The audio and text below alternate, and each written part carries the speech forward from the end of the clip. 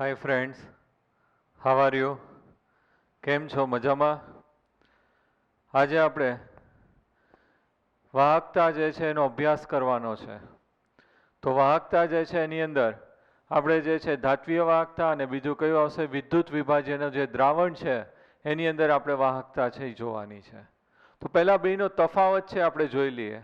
તો ધાત્વીય વાહકતા જે છે તો ધાતુની અંદર વિદ્યુતનું વહન છે કોના લીધે થશે? ઇલેક્ટ્રોનના લીધે. એની અંદર મુક્ત જે ઇલેક્ટ્રોન હોય એના લીધે છે એ વિદ્યુતનું વહન છે એ થશે. આની અંદર છે વિદ્યુત વિભાજ્યનું દ્રાવણ જે છે એની અંદર આયનોના લીધે વિદ્યુતનું વહન થશે. તો અહીંયા વાહકતાનો આધાર છે કોના ઉપર હશે? ઇલેક્ટ્રોન. ઇલેક્ટ્રોનની સંખ્યા વધારે હોય એની વાહકતા શું થશે? વધશે. અહીંયા આયનોની સંખ્યા વધારે હોય એની અંદર વાહકતા છે વધશે. તો અહીંયા મુક્ત ઇલેક્ટ્રોન અને અહીંયા કયું આવશે? આયનો. બીજું, જ્યારે આની અંદર વિદ્યુત પ્રવાહ છે પસાર કરીએ ત્યારે તેનો અંદર રાસાયણિક વિઘટન થતું નથી. કોઈ રાસાયણિક પ્રક્રિયા થતી નથી. ભૌતિક પ્રક્રિયામાં ખાલી તાપમાનની તમને ખબર પડે કે વિદ્યુત પ્રવાહ પસાર થાય વાયરમાંથી તો વાયર છે ગરમ થઈ ગયો હોય. તો એ એક ખાલી ભૌતિક ગુણધર્મ છે એ જોવા મળે છે. કોઈ રાસાયણિક વિઘટન જોવા મળતું નથી. અહીંયા રાસાયણિક વિઘટન છે એ થાય છે. એની અંદર રાસાયણિક પ્રક્રિયા અથવા તો રાસાયણિક વિઘટન કે ફેરફાર છે આપણને જોવા મળે છે. ઓકે, આની અંદર અવરોધ કોના લીધે હશે? તો કર્નલ, પોઝિટિવલી ચાર્જ કર્નલ, ધન વીજભારિત કર્નલ, પોઝિટિવલી ચાર્જ અથવા ધન વીજભારિત કર્નલ. કર્નલ આપણે કોને કહીએ છીએ? આપણે આવી ગયું છે કે ધાતુની બાહ્ય સપાટીમાંથી ઇલેક્ટ્રોન છે એ મુક્ત થાય ત્યારે ધાતુનો પરમાણુ આ રીતે ધન વીજભાર મેળવે અને એની આજુબાજુ આ રીતે જે છે વિસ્થાનીકૃત ઇલેક્ટ્રોન છે એ ગોઠવાયેલા હોય. તો આ જે છે સોલિડની અંદર આપણે કર્યું હતું ધાત્વિક બંધ 11th આવી ગયું છે. તો આને ધન વીજભારિત કર્નલ કહેવામાં આવે છે. તો આની અંદર જ્યારે વિદ્યુત પ્રવાહ પસાર થતો હોય ત્યારે અવરોધ છે એની અંદર કોણ ઉત્પન્ન કરશે? ધન વીજભારિત કર્નલ છે અવરોધ છે ઉત્પન્ન કરશે. આની અંદર અવરોધ છે એ કોણ ઉત્પન્ન કરે? તો દ્રાવ્ય, દ્રાવક અને દ્રાવણની અંદર જે બધું ભેગું થતું હોય. તો આની અંદર જે છે દ્રાવ્ય અને દ્રાવ્ય, તો દ્રાવ્ય અને દ્રાવ્ય વચ્ચે છે આકર્ષણ બળ હોય. ધારો કે NaCl દ્રાવ્ય લીધું હોય આપણે તો Na+ અને Cl- બંને વચ્ચે જે છે એ શું થશે? ઇન્ટરમોલિક્યુલર ફોર્સિસ છે એ લાગતું હશે. બંને વચ્ચે ધન અને ઋણ વીજભાર, વિરુદ્ધ વીજભાર વાળા આયન હોય તો બંને વચ્ચે શું હશે? આકર્ષણ બળ છે હોય છે. પછી બીજું આવશે દ્રાવ્ય અને દ્રાવક. દ્રાવક આપણે પાણી લીધું હોય તો શું કહીએ છીએ? Hydration enthalpy, hydration energy. આજુબાજુ છે પાણીના અણુઓ છે એ ગોઠવાયેલા હોય અને એના લીધે જે છે અવરોધ છે ઉત્પન્ન થશે. આપણે કીધું હતું આ બંધ છે NaCl ને પાણીમાં ઓગાડીએ ત્યારે Na+ Cl- બંધ છે એ તૂટશે. એની વચ્ચેની આકર્ષણ હોય લેટાઇસ એન્થલ્પી કહેવાય અને પાણીની હોય શું કહેવાશે? હાઇડ્રેશન એન્થલ્પી. તો હાઇડ્રેશન પાણીના લીધે જે છે એની આજુબાજુ ગોઠવાયેલા એની આજુબાજુ એટલે એની અંદર જે છે અવરોધ છે ઉત્પન્ન થશે. અને ત્રીજું આવશે દ્રાવક, દ્રાવક. તો એમાં કયું આવશે? સ્નિગ્ધતા, વિસ્કોસિટી. એના લીધે છે અવરોધ છે ઉત્પન્ન થશે. તો અહીંયા જે છે ધાતુ છે એની અંદર અવરોધ છે કોની અંદર કોના લીધે ઉત્પન્ન થશે? ધન વીજભારિત કર્નલના લીધે. અહીંયા છે દ્રાવ્ય અને દ્રાવ્ય વચ્ચે આકર્ષણ બળ એટલે કે Na+ Cl- વચ્ચે આકર્ષણ બળ હોય. દ્રાવ્ય અને દ્રાવક એટલે હાઇડ્રેશન અને સોલ્વેશન પણ કહીએ છીએ આપણે. અને અહીંયા દ્રાવક અને કયું થશે? દ્રાવક. તો એની અંદર શું આવશે? સ્નિગ્ધતા. એના લીધે છે અવરોધ છે ઉત્પન્ન થશે. અહીંયા આપણે તાપમાન છે એ વધારીએ તો અવરોધ શું થશે? વધશે. તાપમાન વધારીએ તો ઇલેક્ટ્રોન છે વધારે મુક્ત થાય તો ધન વીજભારિત કર્નલ છે વધારે ઉત્પન્ન થાય તો અવરોધ છે એ શું થશે? વધશે. આની અંદર તાપમાન વધારીએ તો આ જે છે એના બધા ઇન્ટરમોલિક્યુલર એટ્રેક્શન, ફોર્સ ઓફ એટ્રેક્શન જે આકર્ષણ બળ છે એ કેવા થશે? ઓછા થઈ જશે. તાપમાન વધારતા એની ગતિજ ઉર્જા શું થશે? વધશે. અને આમની વચ્ચેના જે આકર્ષણ બળ જે છે એ શું થઈ જશે? ઘટશે.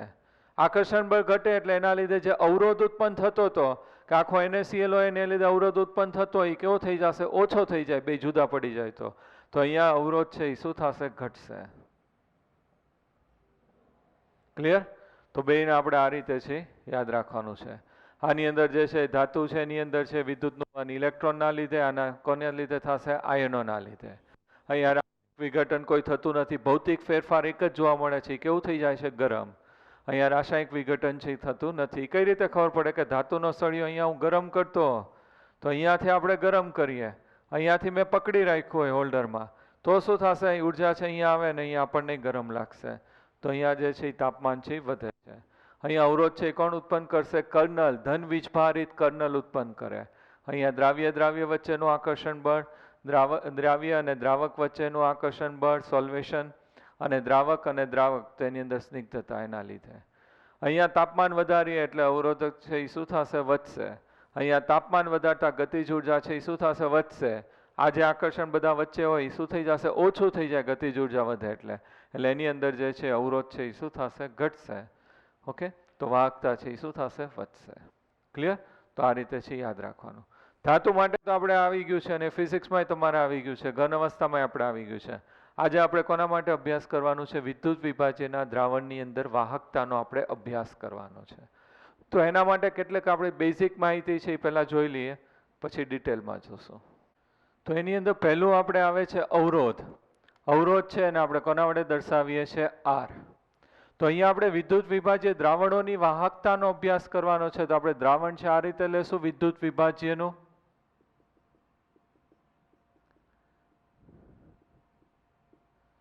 વિદ્યુત વિભાજ્ય નું દ્રાવણ.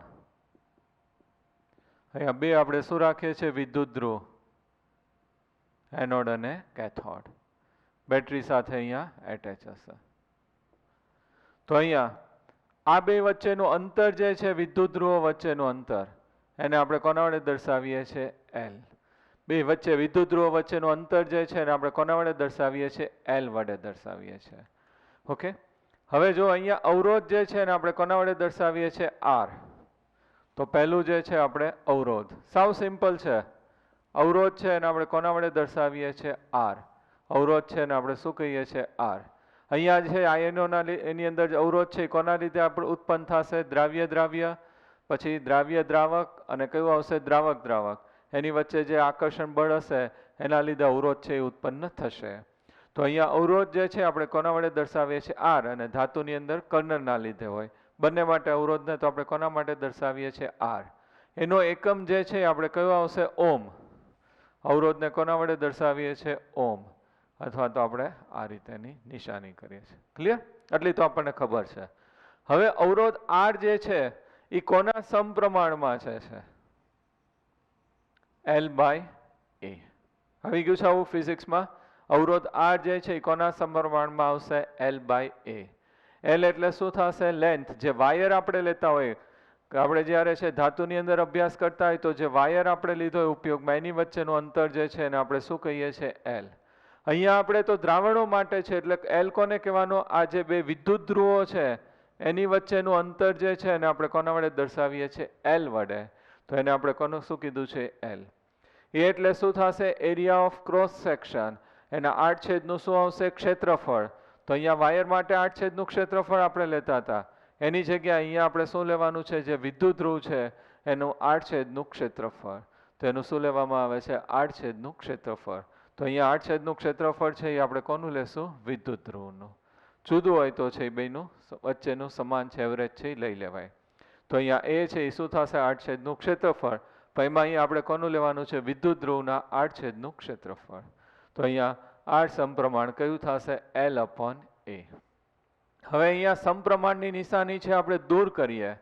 તો સમપ્રમાણની નિશાની છે એ દૂર કરીએ તો એની જગ્યાએ આપણે શું લખીએ છીએ? ρ. તો R બરાબર ρ L/A.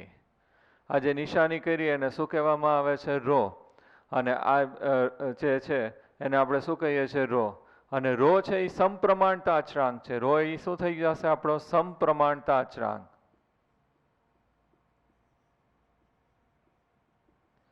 એને વિશિષ્ટ અવરોધ કહેવામાં આવે છે.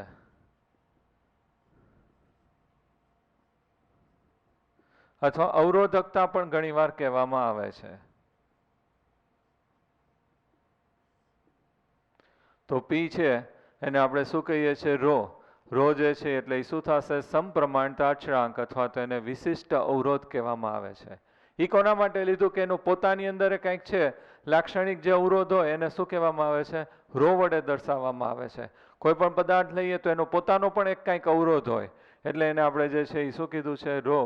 અહીંયા સપ્રમાણતા અચળાંક અથવા તો વિશિષ્ટ અવરોધ અથવા તો અવરોધકતા કહેવામાં આવે છે. ક્લિયર? તો અહીં અચળાંકની જગ્યાએ આપણે શું મૂકી દીધું? રો છે અહીંયા આપણે મૂકી દઈએ છીએ. હવે આપણે જે છે જોઈએ છે વાહકતા. તો વાહકતા જે છે એને આપણે કોના વડે દર્શાવીએ છીએ? જી. ખાસ ધ્યાનથી જોજો, સાવ સહેલું છે. વાહકતા એને હું કોના વડે દર્શાવું છું? જી. તો વાહકતા જે છે એને આપણે કોના વડે દર્શાવેલું છે? જી. તો વાહકતા જે છે અવરોધ છે એના કેવું આવશે? વ્યસ્ત પ્રમાણમાં. અવરોધ વધારે હોય તો વાહકતા કેવી થશે? ઓછી. અવરોધ ઓછો હોય તો વાહકતા જે છે કેવી થશે? વધારે થશે. તો વાહકતા જે છે જી બરાબર શું થઈ જશે? 1/r. વાહકતા જી બરાબર શું થઈ જશે? 1/r. એટલી તો આપણને ખબર જ છે, ફિઝિક્સમાં આવી ગયું છે. હવે આના એકમ છે આપણે સાથે સાથે જોતા જઈએ કારણ કે એનો આપણે ઘણી બધી વાર છે ઉપયોગ આવશે MCQમાં ને એમાં. તો આનો એકમ જે છે આપણે અવરોધ R નો શું કીધું છે? ઓમ. તો અહીંયા નીચે છે તો અહીંયા એકમ છે એ શું થઈ જશે? ઓમ ઇનવર્સ. અથવા તો આને ઊંધું લખો, આ OHM છે એની જગ્યાએ શું લખાશે? MHO. તો શું કહેવાશે? મો. નિશાની લખીએ આપણે તો આ શું થઈ જશે? ઓમ ઇનવર્સ. અથવા તો એને S વડે દર્શાવીએ છીએ તો શું કહેવાશે? સાયમેન્સ. જનરલી આપણે S વડે વધારે દર્શાવીએ છીએ અને શું કહેવામાં આવે છે? સાયમેન્સ. ક્લિયર? તો આટલું આપણને ખબર પડી ગઈ. જી બરાબર શું થઈ ગયું? 1/r. હવે અહીંયા R છે એની કિંમત છે આપણે મૂકી દઈએ. R તો આપણી પાસે છે જ ઉપર. R બરાબર કયું છે? Row into L/A. R બરાબર શું છે? Row into L/A. તો આની અંદર હું મૂકી દઉં આ સમીકરણની અંદર R ની જગ્યાએ. G બરાબર 1/ શું થશે? R. અને આનો એકમ ઓમ ઇનવર્સ મો અથવા આ રીતે આપણે સંજ્ઞામાં લખીએ છીએ આનું ઊંધું. અને શું થઈ જશે? સાયમેન્સ. અહીંયાથી ઊંધું થઈ ગયું. આનો ઓમ તો અહીંયા છે નીચે આવે એટલે ઓમ ઇનવર્સ. આને ઊંધું કરી નખાય એટલે મો કહેવાય. MHO ઊંધો સ્પેલિંગ થઈ ગયો. અને ઓમ ઇનવર્સ અથવા તો સાયમેન કહેવામાં આવે છે. હવે આપણે જે છે આરની કિંમત અહીંયા મૂકીએ તો આ જે છે R બરાબર રો ઇન્ટુ L/A. તો આની અંદર મૂકી દઈએ. G બરાબર શું થઈ જશે? અહીંયા છે R ની જગ્યાએ A ઉપર આવી જશે અને નીચે રો ઇન્ટુ L. હવે આની અંદર G બરાબર આ રીતે લખાય 1/ρ ઇન્ટુ A/L. ખાસ ધ્યાનથી જોજો. G બરાબર 1/ρ ઇન્ટુ A/L. થઈ ગયું આપણે? હવે 1/ρ જે છે એને એ લોકોએ કાપા કીધું છે. 1/ρ એટલે શું થઈ જશે? કે. એને શું કહેવામાં આવે છે? કાપા. એને કોના વડે દર્શાવેલું છે? કાપા. શું બોલાય? કાપા. કાપા. તો 1/ρ જે છે એને આપણે શું કહીએ છીએ? કાપા. કાપા. આ જે છે એને આપણે શું કીધું? અવરોધ. અને અહીંયા જે રો છે એને આપણે શું કીધું છે? વિશિષ્ટ અવરોધ. તો એવી રીતે આ જે છે એ વાહકતા તો ઓલું શું કહેવાશે? વિશિષ્ટ વાહકતા. એની અંદર ચોક્કસ પ્રકારની જે વાહકતા ગણતરી કરીએ તો આ શું થઈ જશે? વિશિષ્ટ વાહકતા. અને આપણે શું કહેશું? વિશિષ્ટ વાહકતા. તો 1/ρ બરાબર શું થઈ જશે? કે. કે જે છે એને આપણે શું કહીએ છીએ? વિશિષ્ટ વાહકતા. તો અહીંયા આપણે મૂકી દઈએ 1/ρ જે છે એની જગ્યાએ કે ઇન્ટુ A/L. હવે આની અંદર કે છે એને આપણે સૂત્રનો કરતા બનાવીએ તો કે બરાબર G ઇન્ટુ શું થઈ જશે? L/A.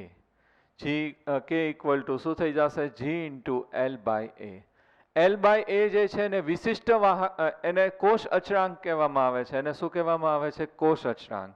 અહીંયા ખાસ ધ્યાનથી જોજો. L/A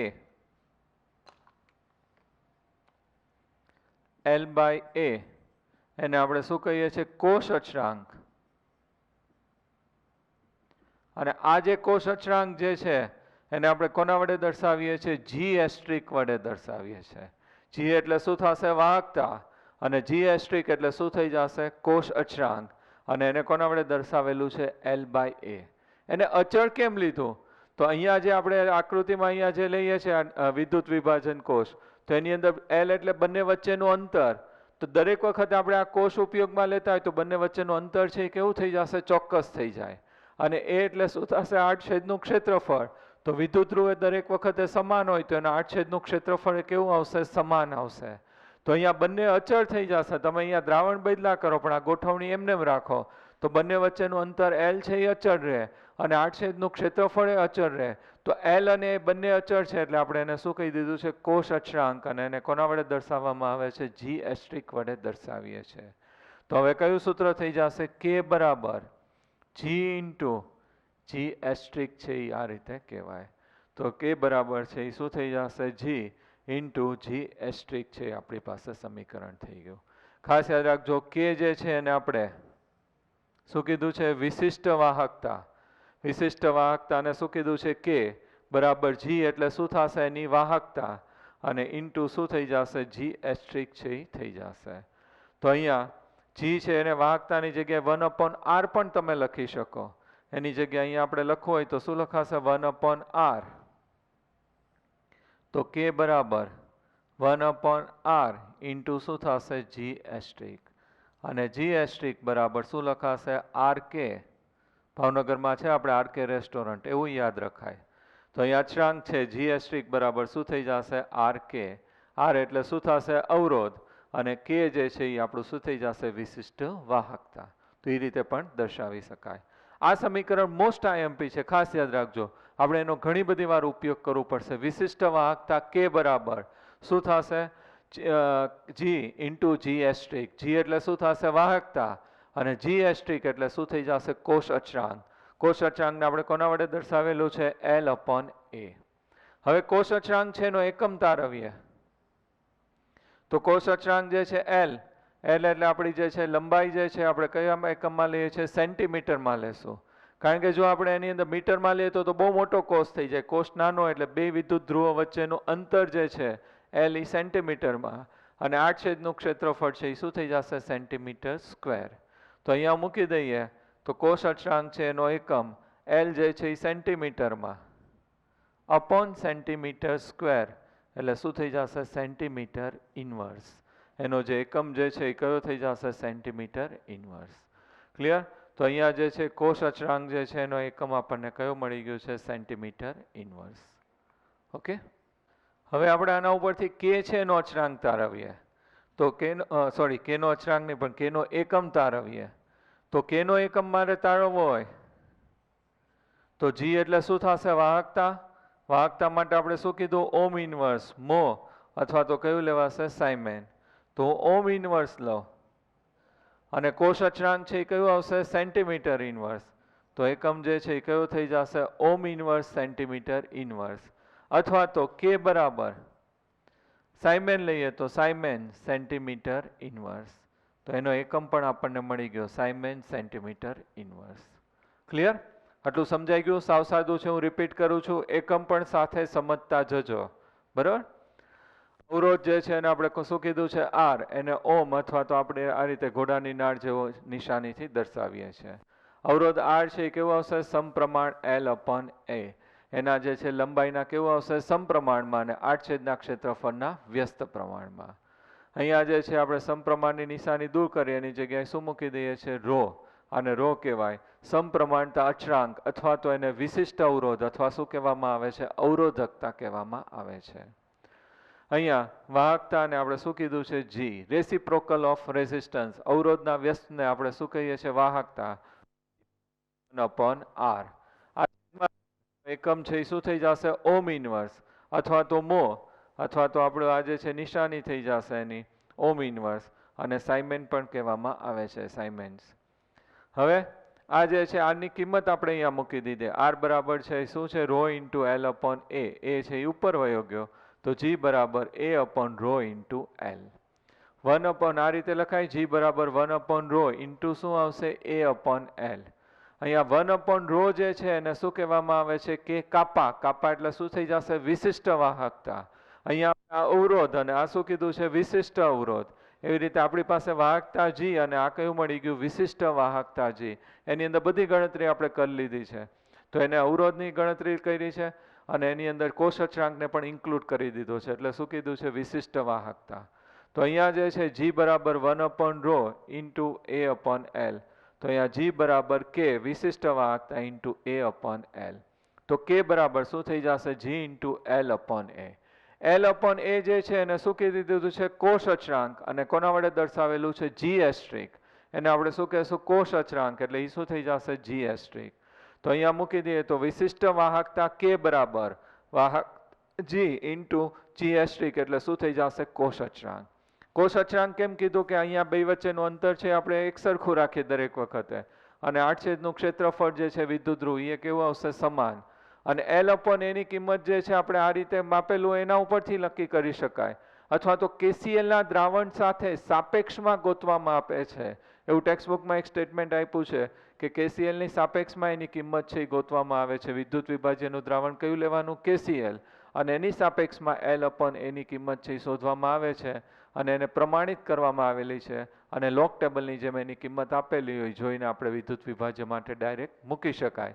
કારણ કે દરેક વિદ્યુત વિભાજ્ય માટે જો જુદી લેતા હોય તો આ રીતે લઈએ તો સીધી આવી જશે. બરાબર? એટલે એ કાંઈ જરૂર નથી, પૂછાતુંય નથી. પણ આપણે આ રીતે છે યાદ રાખવાનું છે. હવે આ જી એટલે શું થશે? આપણી પાસે વાહકતા. વાહકતા જી બરાબર શું થાય? 1/r. તો એ અહીંયા હું મૂકી દઉં તો શું થઈ જશે? જી એસ્ટ્રિક બરાબર છે આ બાજુ લઈ જાઉં તો શું થઈ જશે? RK restaurant. યાદ રાખવાનું, જી એસ્ટ્રિક બરાબર શું લખી શકાય? RK restaurant. જી એસ્ટ્રિક એટલે શું થઈ જશે? કોષ અચળાંક. R એટલે શું થઈ જશે? આપણો અવરોધ. અને K એટલે શું થઈ જશે? વિશિષ્ટ વાહકતા. હવે કોષ અચળાંકનો એકમ આપણે લઈએ તો આ લંબાઈ જે છે એ આપણે સેન્ટીમીટરમાં ને એરિયા એટલે શું થઈ જશે? Centimetre square. તો સેન્ટીમીટર શું થઈ ગયું? ઇનવર્સ.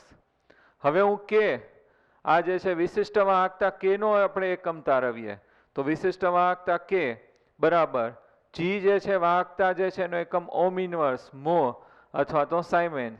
તો અહીંયા ઓમ ઇનવર્સ અને ઓલું જે છે એનું સેન્ટીમીટર ઇનવર્સ. એટલે ઓમ ઇનવર્સ સેન્ટીમીટર ઇનવર્સ અથવા તો સાયમેન સેન્ટીમીટર ઇનવર્સ.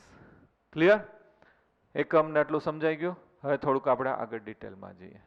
હવે આની અંદર આપણે આગળ થોડુંક જોઈએ. હવે આપણી પાસે સમીકરણ કયું છે? K બરાબર K એટલે શું થશે? વિશિષ્ટ વાહકતા બરાબર વાહકતા ઇન્ટુ જી એસ્ટ્રિક. એટલે શું થશે? કોષ અચળાંક. કોષ અચળાંક જે છે જી એસ્ટ્રિક. તો જી ઇન્ટુ જી એસ્ટ્રિક એટલે એની જગ્યાએ આપણે શું લખી શકશું? કોષ અચળાંકને શું કીધું છે? L/A. એ આપણો શું છે? કોષ અચળાંક છે L/A. તો આની અંદર આપણે લંબાઈ છે ફિક્સ કરી નાખીએ કે બે વચ્ચેની લંબાઈ જે છે L બરાબર કેટલું લઈ લઈએ? 1 સેન્ટીમીટર. અને આડછેદનું ક્ષેત્રફળ જે છે એ શું થઈ જશે? 1 સેન્ટીમીટર સ્ક્વેર. એ આપણે ચોક્કસ લઈ લઈએ છીએ. તો આની અંદર આ બંને આપણે છે એક એક આવે તો K બરાબર શું થઈ જશે? G. તો એની જે વિશિષ્ટ વાહકતા જે છે એ કોના બરાબર થઈ જશે? વાહકતા. જ્યારે આપણે આ છે એ ચોક્કસ કરી લઈએ L બરાબર 1 સેન્ટીમીટર અને A બરાબર શું લઈ લઈએ? 1 સેન્ટીમીટર સ્ક્વેર. હવે કદ બરાબર V બરાબર શું થાય? L into A. એવું છે આપણી પાસે. તો આ બે હું કિંમત મૂકું તો E બરાબર શું થઈ જશે? 1 ઇન્ટુ 1 એટલે 1 અને સેન્ટીમીટર ઇન્ટુ સેન્ટીમીટર સ્ક્વેર એટલે 1 સેન્ટીમીટર ક્યુબ થઈ જશે. એટલે શું થઈ જાય? 1 સેન્ટીમીટર ક્યુબ. અને આપણે સંબંધ છે સોલ્યુશનમાં આવી ગયું છે 1 સેન્ટીમીટર ક્યુબ બરાબર શું લખાશે? 1 ml. તો આ જે છે અત્યારે અહીંયા આપણે આ પરિસ્થિતિ લઈએ તો આનું કદ જે છે એ કેટલું થશે? 1 ml. કારણ કે આપણે દ્રાવણ માટે વાત કરીએ છીએ. તો 1 ml દ્રાવણની અંદર જે વાહકતા હશે 1 ml દ્રાવણની અંદર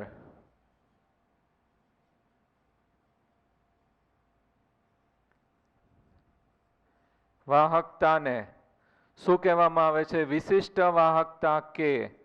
આપણે ડેફિનેશન છે શોર્ટમાં જ યાદ રાખીએ છીએ. 1 ml દ્રાવણમાં રહેલી વાહકતાને શું કહેવામાં આવશે? વિશિષ્ટ વાહકતા K. ક્લિયર? તો અહીંયા આપણે દ્રાવણ જે છે એ કેટલું લેવાનું છે? 1 ml. 1 ml દ્રાવણમાં જે વાહકતા હશે એને આપણે શું કહી દીધું છે? વિશિષ્ટ વાહકતા K વડે દર્શાવવામાં આવે છે. ક્લિયર? તો હવે આગળ જોઈએ. જોઈ લો ફરી વાર. આપણું સૂત્ર કે બરાબર, ખાસ યાદ રાખજો, આનો હમણાં ન્યુમેરિકલ્સ આપણે કરશું એમાં જરૂર પડશે. વિશિષ્ટ વાહકતા કે બરાબર વાહકતા જી ઇન્ટુ જી એસ્ટ્રિક એટલે શું થઈ જશે? વિશિષ્ટ કોષ અચળાંક. તો કે વિશિષ્ટ વાહકતા બરાબર વાહકતા ઇન્ટુ કોષ અચળાંક, અને આની જગ્યાએ 1/r પણ લઈ લેવાય અવરોધ આપ્યો હોય તો. અને આની અંદર આપણે જે છે L/A છે એ ચોક્કસ લઈ લઈએ. તો બંને લંબાઈ 1 સેન્ટીમીટર અને ક્રોસ સેક્શન એરિયા જે છે એ 1 સેન્ટીમીટર સ્ક્વેર, તો એક થઈ જાય. તો કે બરાબર શું થઈ જશે? જી. વાહકતા જે છે એ શું થઈ જશે? વિશિષ્ટ વાહકતા થઈ જાય. ક્યારે? આ પરિસ્થિતિમાં. અને અહીંયા છે V બરાબર L/A એટલે V બરાબર 1 સેન્ટીમીટર ક્યુબ. 1 સેન્ટીમીટર ક્યુબ એટલે શું લખાય? 1 ml. તો 1 ml દ્રાવણમાં રહેલી વાહકતાને આપણે શું કહી દીધું છે? વિશિષ્ટ વાહકતા કે કહીએ છીએ. ઓકે, હવે આપણે આગળ થોડુંક જોઈએ તો એની અંદર 1 મોલ વિદ્યુત વિભાજ્ય દ્વારા જે એની અંદર વાહકતા ઉત્પન્ન થાય એને એની મોલર કન્ડક્ટિવિટી કહેવામાં આવે છે, મોલર વાહકતા. અહીંયા આપણે જે છે આ વિશિષ્ટ વાહકતા કે કોની અંદર કીધું? 1 ml દ્રાવણમાં રહેલી વાહકતાને. હવે 1 મોલ વિદ્યુત વિભાજ્ય આપણે કેટલું ઓગાળીએ છીએ? ખાસ ધ્યાન રાખજો, 1 મોલ વિદ્યુત વિભાજ્યને આપણે વિકદના દ્રાવકમાં ઓગાળતા જે વાહકતા આપણને મળે એને મોલર વાહકતા કહેવામાં આવે છે. આપણે મોલારિટીમાં ડેફિનેશનમાં એવું જ કીધું છે, 1 મોલ પદાર્થને આપણે જે છે 1 લીટર કદમાં આપણે ઓગાળીએ છીએ. તો અહીંયા આવી રીતે 1 મોલ વિદ્યુત વિભાજ્યને વિકદના દ્રાવકમાં ઓગાળીએ તો એની જે વાહકતા જે છે એને મોલર વાહકતા કહેવામાં આવે છે. એને આપણે શું કહીએ છીએ? મોલર વાહકતા. આ જે મોલર વાહકતા જે છે એને આ રીતે લેમ્બડા બોલાય, એમ એટલે મોલર વાહકતા, અથવા કેપ પણ કહીએ છીએ આપણે, આ રીતે લખીએ છીએ, ઊંધો V અથવા તો કેપ આપણે કહીએ છીએ. તો મોલર વાહકતા લેમ્બડા એમ કહેવામાં આવે છે.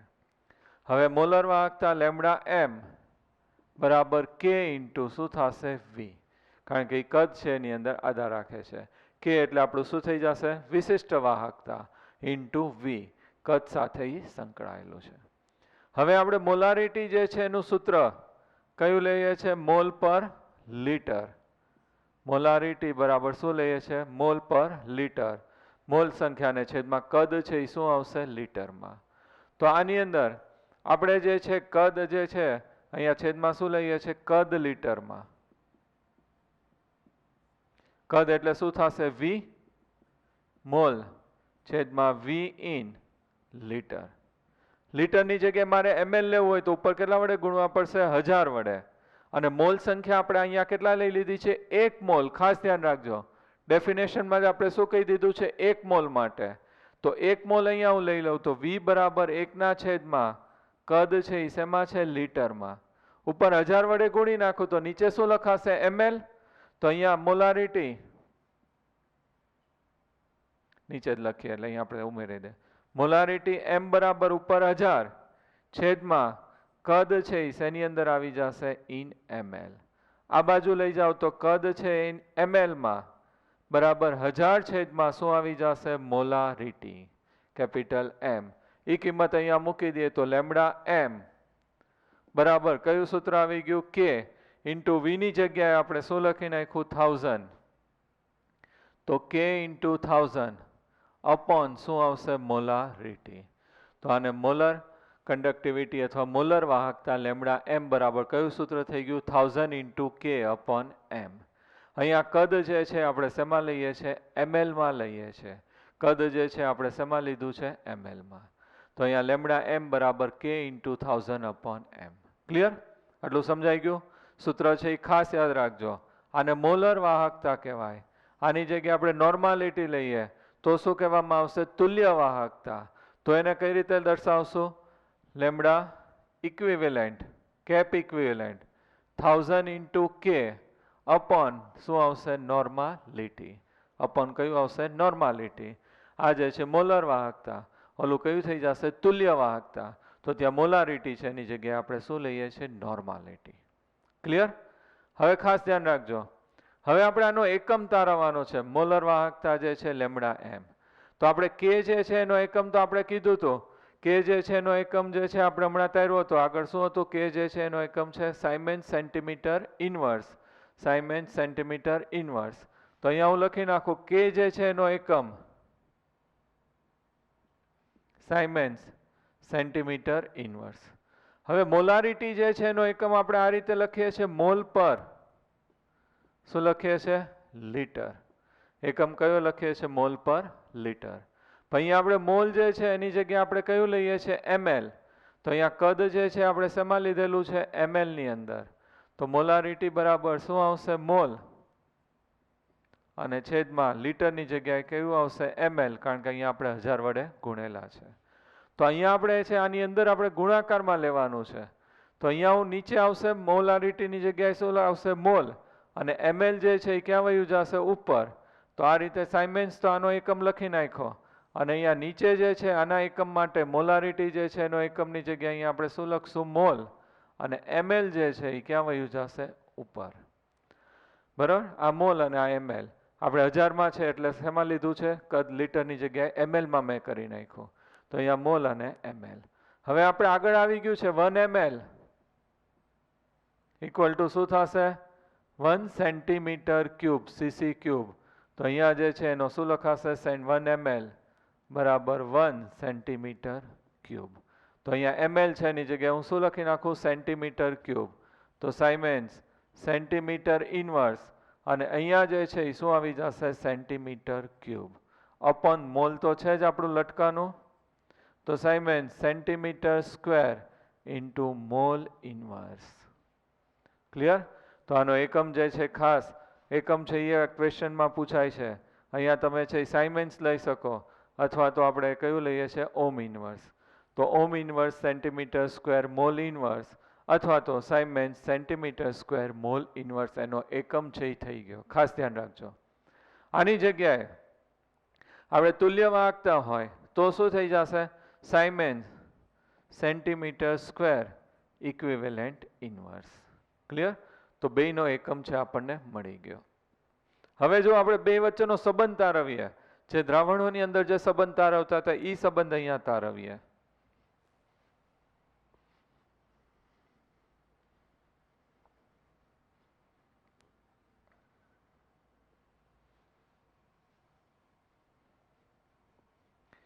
ખાસ ધ્યાન રાખજો. લેમડા m બરાબર કયું સૂત્ર છે આપણી પાસે? 1000 ઇન્ટુ k અપોન m, અને લેમડા ઇક્વિવેલન્ટ બરાબર 1000 ઇન્ટુ k અપોન કયું આવશે? n. n એટલે શું થશે? નોર્માલિટી. તો બેનો ગુણોત્તર લઈ લઈએ તો લેમડા m અપોન લેમડા શું થઈ જશે? ઇક્વિવેલન્ટ બરાબર આ 1000 શું થઈ જશે? કેન્સલ. નોર્માલિટી ઉપર વહી જાય તો નોર્માલિટી અપોન કયું આવશે? મોલારિટી. હવે નોર્માલિટી અને મોલારિટી વચ્ચેનો જે સંબંધ છે મેં તમને કરાવી દીધો હતો દ્રાવણો ચેપ્ટરમાં. નોર્માલિટી બરાબર શું થશે? એક્સ ફેક્ટર ઇન્ટુ શું થશે? મોલારિટી. તો અહીંયા જે છે નોર્માલિટીની જગ્યાએ આપણે આ મૂકી દઈએ તો lambda m upon lambda equivalent બરાબર આની જગ્યાએ અહીંયા મૂકું તો x into m upon m. mm cancel થઈ જશે, અહીંયા ઉપર વયું જાય તો લેમડા m બરાબર x factor into equivalent conductance. તો અહીંયા મોલર વાહકતા બરાબર x ફેક્ટર બરાબર કયું થઈ જશે? તુલ્ય વાહકતા. તો આ રીતે જે છે બે વચ્ચેનો સંબંધ થઈ ગયો. તો એવો કોઈ MCQ આપણને પૂછે તો આવડવું જોઈએ. ડાયરેક્ટ છે એકબીજામાં મોલર વાહકતા અને તુલ્ય વાહકતામાં કન્વર્ટ છે કરવા માટે આપણે આ જે સંબંધ હતો એના જેવો જ આ થઈ ગયો. લેમડા m બરાબર x ફેક્ટર ઇન્ટુ શું થઈ જશે? એની તુલ્ય વાહકતા. ક્લિયર? ખાસ છે લખી રાખજો. અને એકમ છે ખાસ આની અંદર યાદ રાખવાનો છે. Siemens centimetre square mole inverse અથવા siemens centimetre square equivalent inverse. Clear? તો આની અંદર આપણે બે સૂત્રો છે એ યાદ રાખવાના છે. એક તો ખાસ વિશિષ્ટ વાહકતા k બરાબર શું થશે? g into g asterisk. આ શું થશે? વાહકતા, અને આ કયો થઈ જશે? કોષ અચળાંક. અને એના ઉપરથી જે છે આપણે મોલર વાહકતા લેમડા m બરાબર 1000 ઇન્ટુ k અપોન કયું આવશે? m એટલે શું થશે? મોલારિટી. બરાબર? ખાસ સૂત્ર છે આપણે યાદ રાખવાનું છે. અને આગળ મેં જેમને કીધું એ રીતે એકમો છે એના યાદ રાખવાના છે. ક્લિયર? હવે આપણે જે છે થોડુંક થિયરી પાર્ટ એ લોકો આપ્યું છે કે વાહકતા જે છે એની અંદર 3 પ્રકાર છે એ પાડીએ છીએ, સ્લાઇડમાં છે જ. આપણે કયું આવશે? એક છે સુવાહક, બીજું કયું આવશે? અવાહક, અને ત્રીજું કયું આવશે? અર્ધવાહક. સુવાહક છે એની અંદર આપણે કયા ઉદાહરણ લીધા છે? મિશ્ર ધાતુ, કાર્બન બ્લેક, ગ્રેફાઇટ અને કેટલાક પોલિમર. મિશ્ર ધાતુ જે એલોઇસ બનાવી એ બધા કેવા હશે? વિદ્યુતના સુવાહક. બીજું કાર્બન બ્લેક, ગ્રેફાઇટ અને કેટલાક પોલિમર જે છે એ વિદ્યુતના સુવાહક થશે. અવાહક છે એની અંદર આવશે કાચ અને સિરામિક. કાચ અને સિરામિક બંને જે છે એ કેવા થઈ જશે? અવાહક. અને અર્ધવાહક જે છે એની અંદર કયું આવશે? સિલિકોન, ડોપિંગ કરેલું સિલિકોન. સિલિકોન છે આપણે કાયમી અર્ધવાહક નો, એટલે એની અંદર આપણે આવી ગયું છે ડોપિંગ કરીએ છીએ. 13મા અથવા તો 15મા સમૂહના તત્વો છે ઉમેરીએ છીએ. ગેલિયમ આર્સેનાઇડ, GaAs, આપણે એ રીતે લખેલું હતું, GaAs, ગેલિયમ આર્સેનાઇડ. તો એ જે છે એ કેવું થઈ જશે? સેમિકન્ડક્ટર, આપણે જે કહીએ છીએ અર્ધવાહક કાયમી છે એની અંદર આપણે રૂપાંતર કરીએ છીએ. તો આ રીતે એ લોકોએ વાહકતાના આધારે છે એનું વર્ગીકરણ કર્યું છે, સુવાહક, અવાહક અને કયું આવશે? અર્ધવાહક. અત્યારે રૂમ તાપમાને જે કાચ અને સિરામિક છે એ કેવા થશે? અવાહક છે. હમણાં આપણે આગળ છે એને આપણે વાહક કરી નાખશું. હવે શુદ્ધ પાણી લઈએ તો શુદ્ધ પાણી જે છે એની અંદર H2O શુદ્ધ પાણી લઈએ આપણે તો એની અંદર H પોઝિટિવ અને OH નેગેટિવ આયન બંનેનું પ્રમાણ છે કેવું હશે? સમાન. અને H પોઝિટિવની સાંદ્રતા જે છે એ કેટલી આવશે? 10⁻⁷. અહીંયા કેટલી આવશે? 10⁻⁷. તો પાણીની વાહકતા ખૂબ ઓછી છે, એટલે 3.5 × 10⁻⁷. તો વાહકતા જે છે સાયમેન્સ મીટર ઇન્વર્સ. તો એની જે વાહકતા જે છે એ ખૂબ ઓછી છે, એટલે કેવું કહેવાશે? અવાહક. પરંતુ એની અંદર કોઈ વિદ્યુત વિભાજ્ય ઉમેરીએ, NaCl કે KCl કે HCl કે ઉમેરીએ તો એ વિદ્યુતનું જે છે એ કેવું થઈ જશે? સુવાહક છે એ થઈ જશે. એની અંદર વિદ્યુત પ્રવાહ છે એ પસાર થશે. તો શુદ્ધ પાણી, ડિસ્ટિલ વોટર લીધું હોય તો એ વિદ્યુતનું કેવું થશે? અવાહક. એની વાહકતા કેવી છે? ખૂબ ઓછી. એનું વિદ્યુત વિભાજન છે એ શક્ય જ નથી. આપણે આવી ગયું છે. પરંતુ એની અંદર તમે છે કોઈ પાણીની અંદર વિદ્યુત વિભાજ્ય ઉમેરો તો એનું વિદ્યુત વિભાજન છે એ થશે. વાહકતામાં શું થશે? વધારો થશે. બરાબર? તો અહીંયા એક નવું આપ્યું છે કે કેટલાક પદાર્થો છે કે જેમની વાહકતા ખૂબ વધારે હોય એને અતિવાહકો કહેવામાં આવે છે. સુપર કંડક્ટર્સ કહીએ છીએ અને આપણે શું કહીએ છીએ? અતિવાહકો. અથવા તો એને આપણે શું કહેવામાં આવે છે? સુપર કંડક્ટર્સ કહેવામાં આવે છે. તો એને આપણે સુપર કંડક્ટર્સ કહીએ છીએ. એની અંદર અવરોધકતા જે છે એનું મૂલ્ય કેવું હશે? 0. અને વાહકતા ખૂબ વધારે હોય તો એને આપણે શું કહીએ છીએ? સુપર કંડક્ટર્સ કહેવામાં આવે છે. અવરોધકતા ઓછી અને વાહકતા ખૂબ વધારે હોય એને સુપર કંડક્ટર્સ કહીએ છીએ. અગાઉ ધાતુઓ અને મિશ્ર ધાતુઓ છે ઘણા નીચા તાપમાને 0 થી 15 કેલ્વિને અતિવાહકો તરીકે જાણીતા હતા. એ બધા કેવા હતા? અતિવાહકો આપણે કીધું હતું. પરંતુ અસંખ્ય સિરેમિક પદાર્થો અને મિશ્ર ઓક્સાઇડ 150 કેલ્વિન તાપમાને છે કેવા થઈ જશે? અતિવાહક થઈ જશે. મેં કીધું આગળ આપણે સિરામિક અને કાચ જે છે ને આપણે શું કીધું હતું? અવાહક. પરંતુ 150 કેલ્વિન તાપમાને જે છે એ કેવું થઈ જશે? અતિવાહક. એની અંદર અવરોધકતા લગભગ 0 હોય, વાહકતા સૌથી વધારે હોય એવા પદાર્થોને શું કહેવામાં આવે છે? અતિવાહક કહેવામાં આવે છે. ઓકે.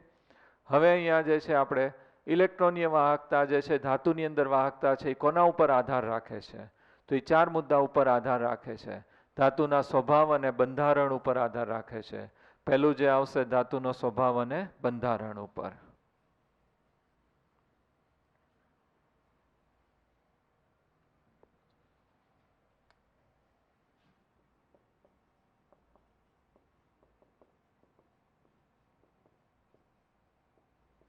અને બંધારણ ઉપર આધાર રાખે છે.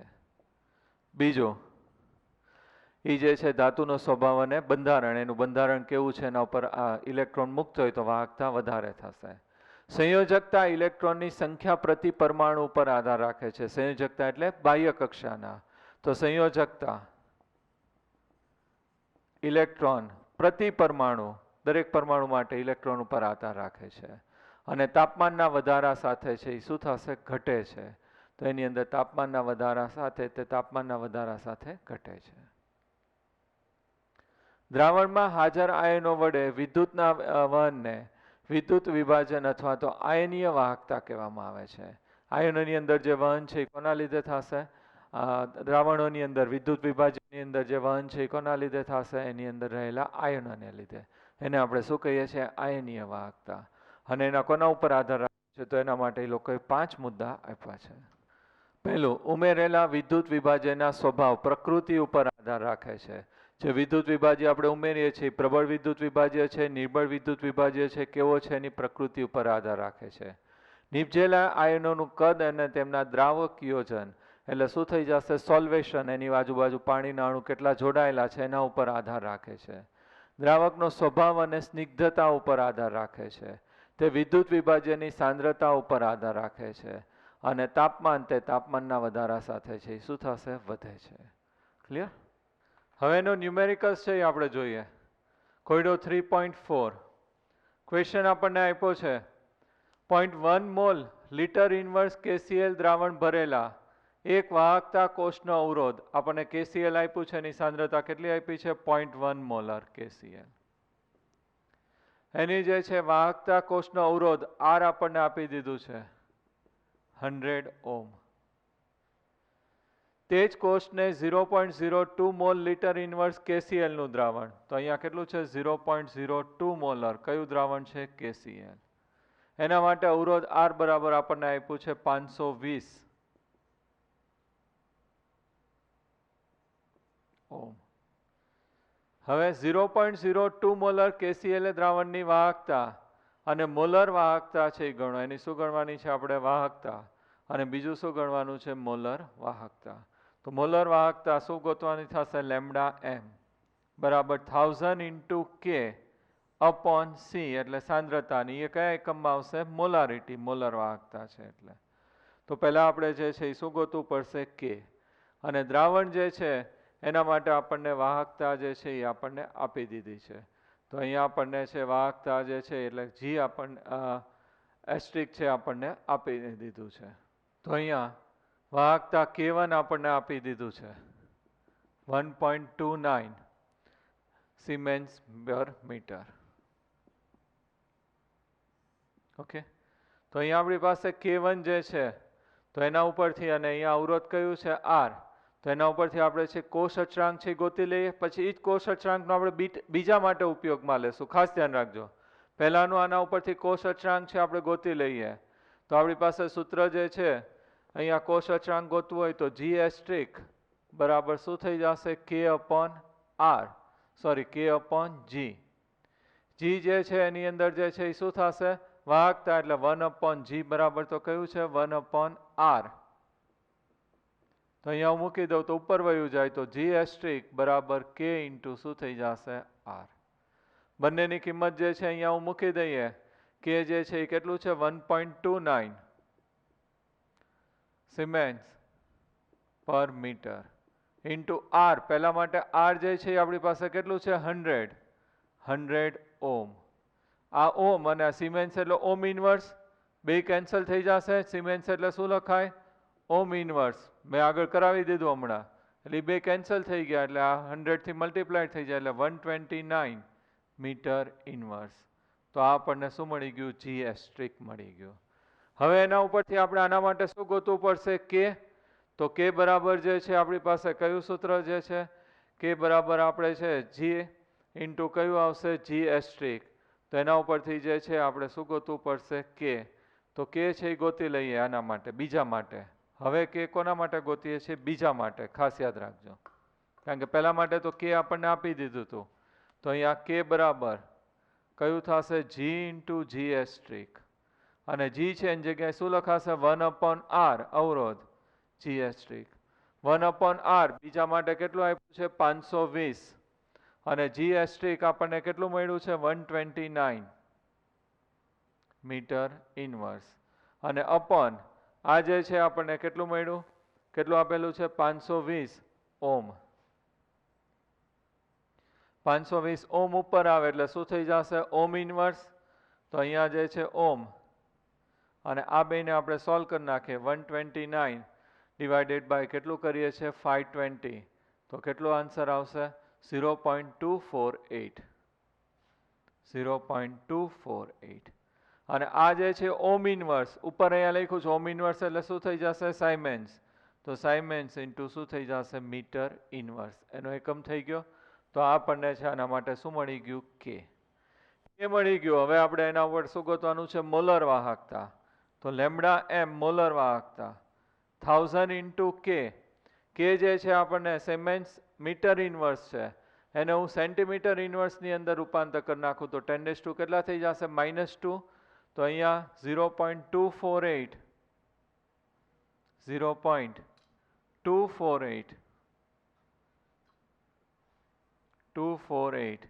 ઇન્ટુ 10⁻², અને એ જે છે એ શેમાં રૂપાંતર થઈ ગયું સિમેન્સ સેન્ટીમીટર ઇનવર્સ, કારણ કે આપણે આ સૂત્ર છે એની અંદર અહીંયા એમએલમાં આપણે લીધું હતું એટલે સેન્ટીમીટરમાં રૂપાંતર કરવું પડે. ઇન્ટુ કેટલા કરવા પડશે 1000, અને અપોન મોલારિટી કેટલી છે 0.02. સોલ્વ કરો એટલે આપણને શું મળી જશે lambda m centimetre square siemens centimetre square mole inverse.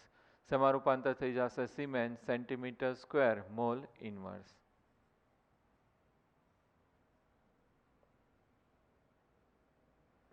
Clear? તો આપણને છે એ આવી ગયું. અને આ એકમ કઈ રીતે તૈયાર હોય તો આપણે આગળ હમણાં ભણી જ ગયા છે. તો ખાસ આઈએમપી છે ન્યુમેરિકલ્સ, એની અંદર આપણને 0.1 મોલર KCl છે એનો અવરોધ આપી દીધો છે. K1 એટલે વિશિષ્ટ વાહકતા આપી દીધી છે. બીજા માટે આપણે સાંદ્રતાના માટે અવરોધ છે એ આપી દીધું છે. તો પહેલા માટે આપણે છે કોષ અચળાંક છે એ જી એસ્ટ્રિક છે એ ગોતી લીધું. એનો બીજાની અંદર ઉપયોગ કરીને આપણે શું ગોતી લીધું કે, અને કે ની કિંમત અહીંયા મૂકી એટલે શું મળી જશે લેમડા એમ. ખાસ ધ્યાન રાખજો, બરાબર પૂછાયો છે. હજી એક આપણી પાસે આવો કોયડો આપેલો છે 3.5, એ આપણે પહેલા જોઈ લઈએ. કોયડો 3.5.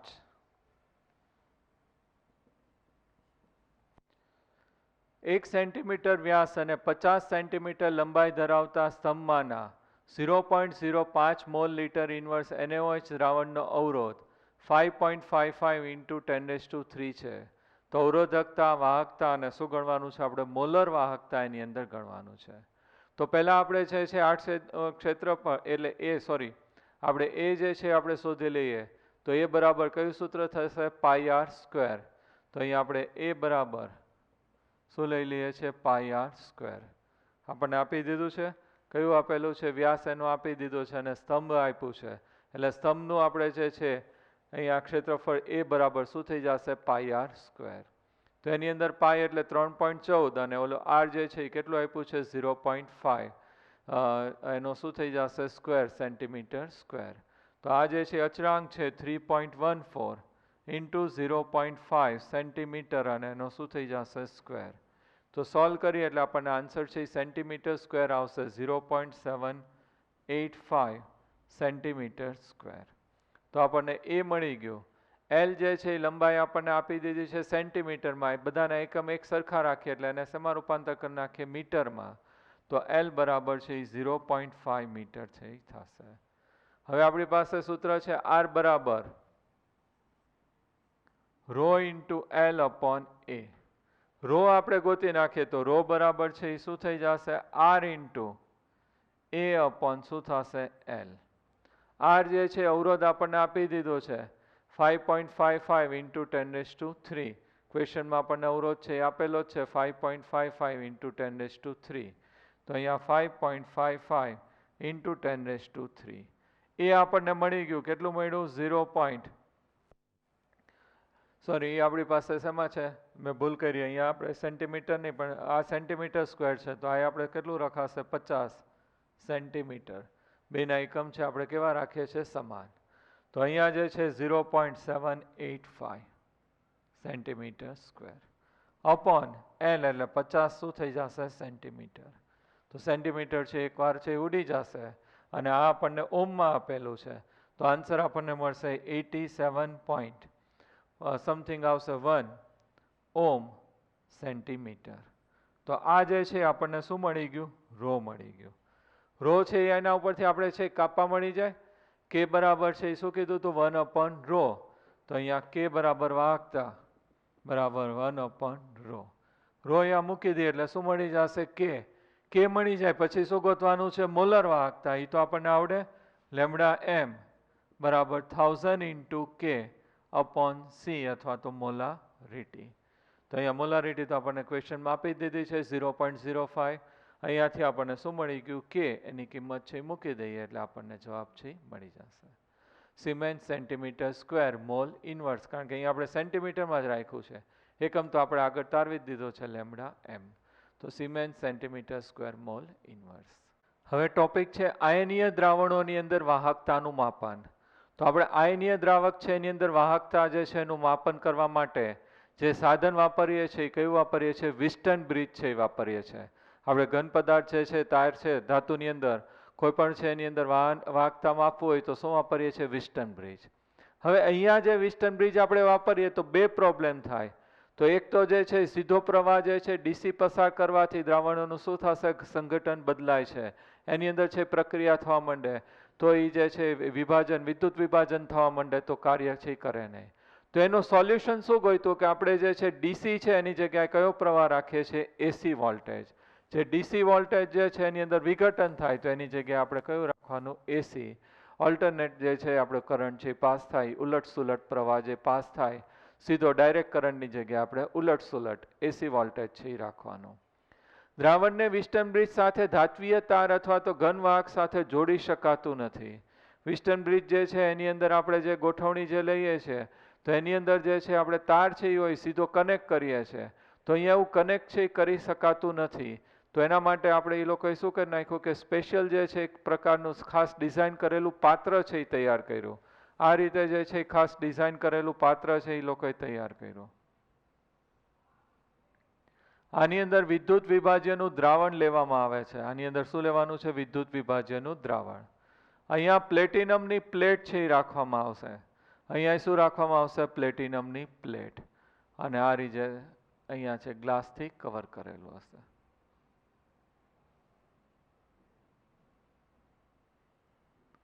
અહીંયા આ રીતે વાયર છે આપેલા. આ જે છે એની અંદર થર્મોસ્ટેટિક હશે, એટલે એની અંદર જે છે ઉષ્મા છે બહાર પણ નહીં આવે ને અંદર પણ નહીં જાય, એટલે મીન્સ કે તાપમાનનો કોઈ ફેરફાર છે એની અંદર છે અસર કરશે નહીં. એ પ્રકારની આ જે છે રચના કરેલી હોય છે. તો બંને બાજુ પ્લેટિનમ ધ્રુવ અને વચ્ચે જે છે આપણે શું કરેલું છે એની અંદર દ્રાવણ ભરીએ છીએ. હવે આની અંદર જે છે આપણે વિસ્ટન બ્રિજ છે એની અંદર આપણે જે છે કનેક્ટ કરીએ છીએ. તો આ રીતે જે છે આપણે ફિઝિક્સમાં આવી ગયું છે એ રીતે આપણે એની અંદર ગોઠવણી છે એ કરીએ છીએ. આકૃતિ થોડીક વ્યવસ્થિત કરીએ. પીપીટીમાં તો છે જ, બરાબર.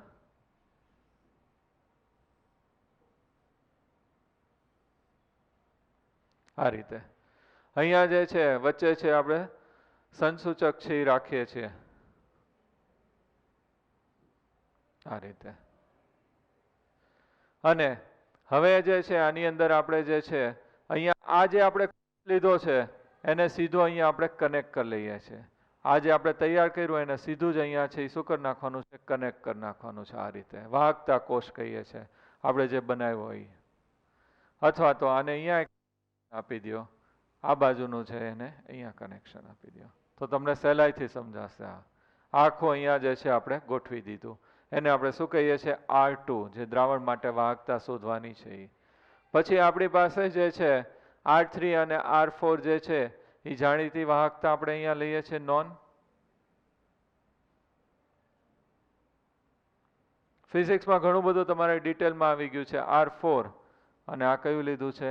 R3 આપણે લઈએ છીએ.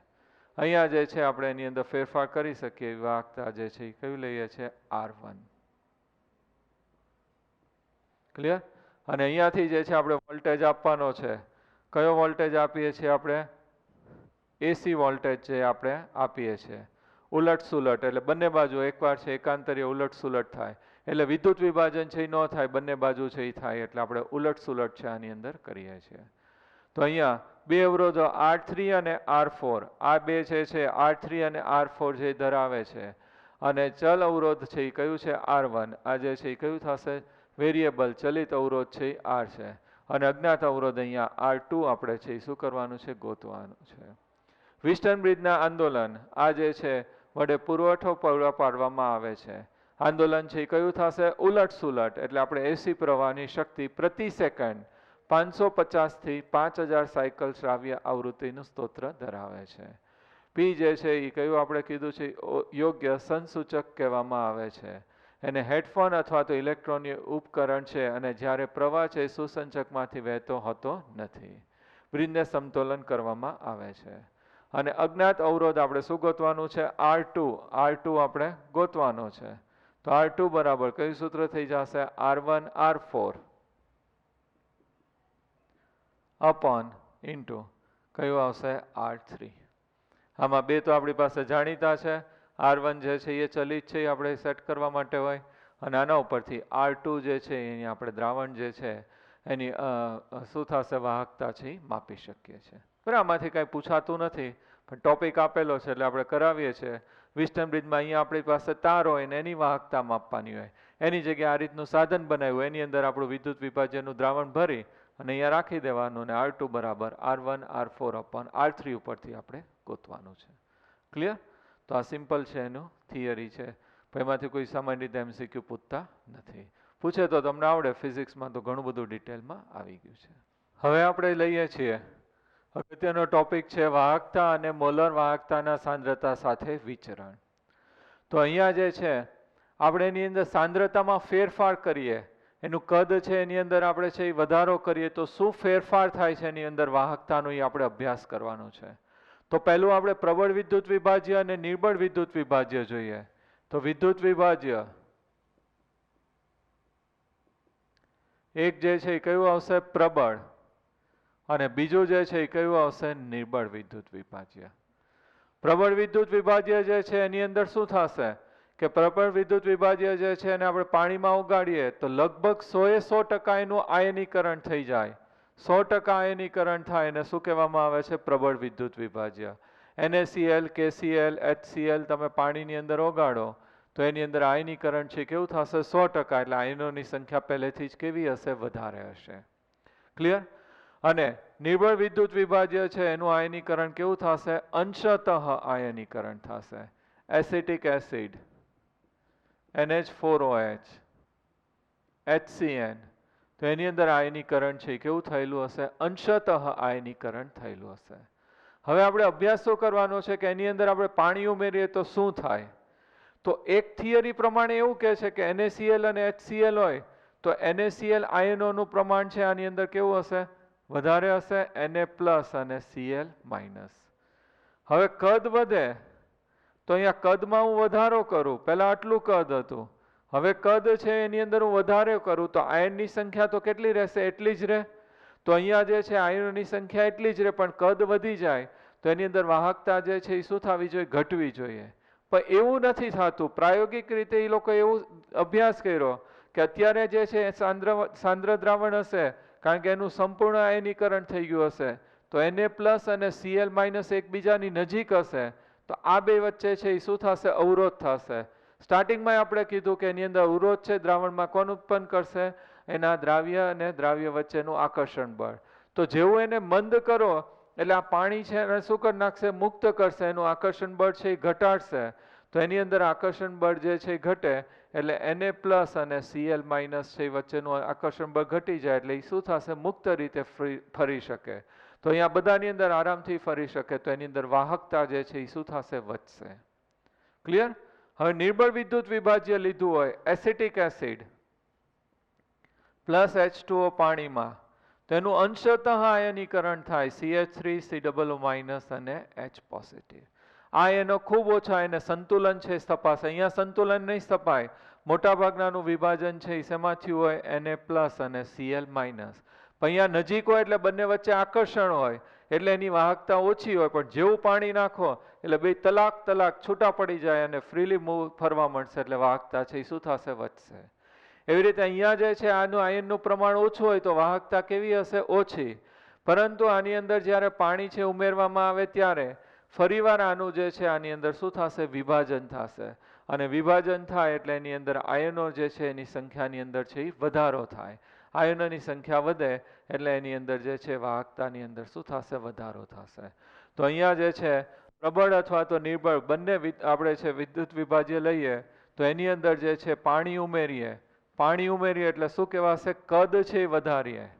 પાણી ઉમેરીએ એટલે ખાસ ધ્યાન રાખજો, અહીંયા પાણી ઉમેરીએ એટલે કદ છે એ આપણે શું થશે વધારીએ તો એની સાંદ્રતા મોલારિટી અથવા સી શું થશે ઘટશે કારણ કે મોલ પ્રતિ લિટર તો કદ જેમ વધે એમ એની સાંદ્રતા છે એ શું થશે ઘટશે તો કોઈ પણ દ્રાવણ છે એની અંદર આપણે એની અંદર કદ વધારીએ અથવા સાંદ્રતા ઘટે ત્યારે વાહકતાની અંદર છે એ શું થશે વધારો થશે આપણી પાસે સમીકરણ છે G બરાબર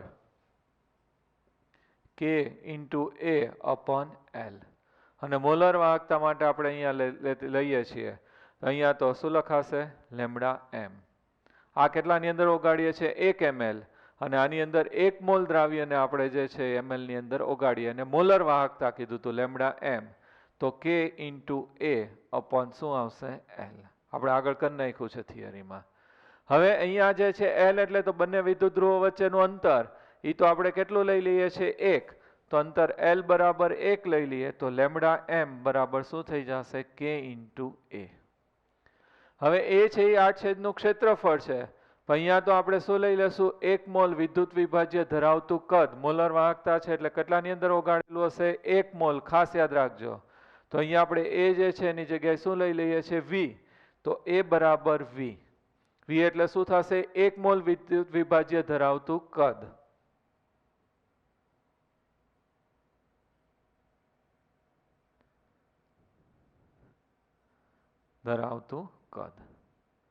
ક્લિયર તો અહીંયા હું V મૂકી દઉં તો લેમ્બડા એમ બરાબર શું થશે કે V જે છે જેમ વધતું જાય એમ એની અંદર જે છે એની મોલર વાહકતા છે એની અંદર શું થશે વધારો થશે V એટલે શું થશે કદ પાણી ઉમેરતા જાઓ તો એની મોલર વાહકતા જે છે એની અંદર શું થશે વધારો થશે હવે આપણે સૂત્ર ઉપરથી પણ સમજી શકીએ લેમ્બડા એમ બરાબર 1000 ઇન્ટુ K અપોન એમ જેમ કદ વધે એમ મોલારિટી જે છે કદ વધે મોલારિટી છે એ શું થશે ઘટશે મોલારિટી જેમ અહીંયા ઘટવા માંડે દ્રાવણ જે છે એની અંદર મોલારિટી જેમ મોલારિટી ઘટે એમ એની લેમ્બડા એમ છે એ શું થશે વધશે મોલર વાહકતાની અંદર છે એ શું થશે વધારો થશે છેદ ઘટે એટલે આ કિંમત છે વધશે તો એ રીતે સમજી શકાય અહીંયા આપણે કોના ઉપરથી સમજીએ છીએ લેમ્બડા એમ બરાબર K ઇન્ટુ V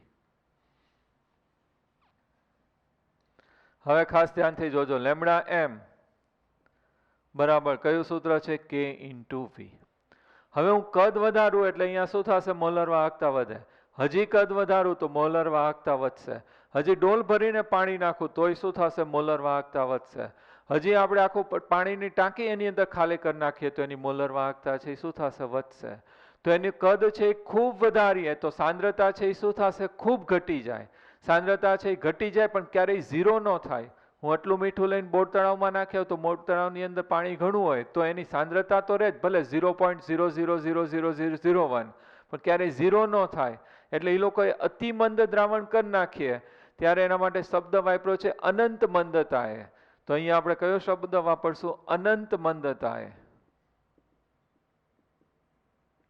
જે મહત્તમ વાહકતા મળશે અને ખૂબ તમે પાણી ઉમેરી દીધું દ્રાવણ ખૂબ મંદ કરી નાખીએ ત્યારે મહત્તમ જે વાહકતા મળશે એને શું કહેવામાં આવે છે limiting molar conductivity lambda degree M વડે દર્શાવવામાં આવે છે એને આપણે શું કહીએ છીએ લિમિટિંગ મોલર કંડક્ટિવિટી તમને ઘણું બધું હોમવર્ક આપી દઈએ તો પહેલાં તો કરો હજી હોમવર્ક પછી એમ કહો સર લિમિટ આવી ગયો હવે હોમવર્ક નહીં થાય એની જેમ અહીંયા પાણી ઉમેરતા જઈએ વાહકતા વધશે પાણી ઉમેરીએ વાહકતા વધે પછી ગમે એટલું પાણી ઉમેરો તો વાહકતા મેક્સિમમ થઈ ગઈ હવે નહીં વધે એને શું કહેવામાં આવે છે લિમિટિંગ મોલર કંડક્ટિવિટી એને સીમિત મોલર વાહકતા જે છે એ કહેવામાં આવે લિમિટિંગ મોલર કંડક્ટિવિટી અથવા તો આપણે એને શું કહીએ છીએ સીમિત મોલર વાહકતા તો અનંત મંદતાએ જે મેક્સિમમ વધારેમાં વધારે એની જે વાહકતા મળે એને આપણે શું કહીએ છીએ સીમિત મોલર વાહકતા જે છે એ કહેવામાં આવે છે હવે એનો આપણે છે એ લોકોએ સંબંધ છે આ રીતે લીધો છે કે લેમ્બડા એમ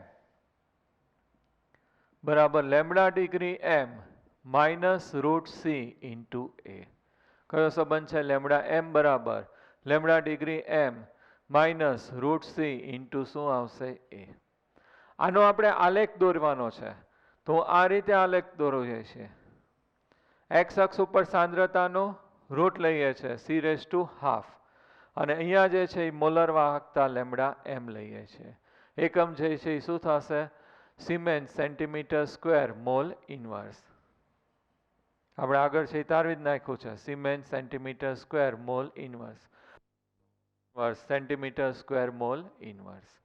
હવે આની અંદર ખાસ છે જે અવલોકન કર્યું ઓસ્વાલ નામના વૈજ્ઞાનિકે કર્યું, એને ઓસ્વાલ મંદનનો નિયમ કહેવામાં આવે છે. અને સાંદ્રતા મોલ પ્રતિ લીટર લેતા હોય તો મોલ પર લીટર રેઝ ટુ હાફ.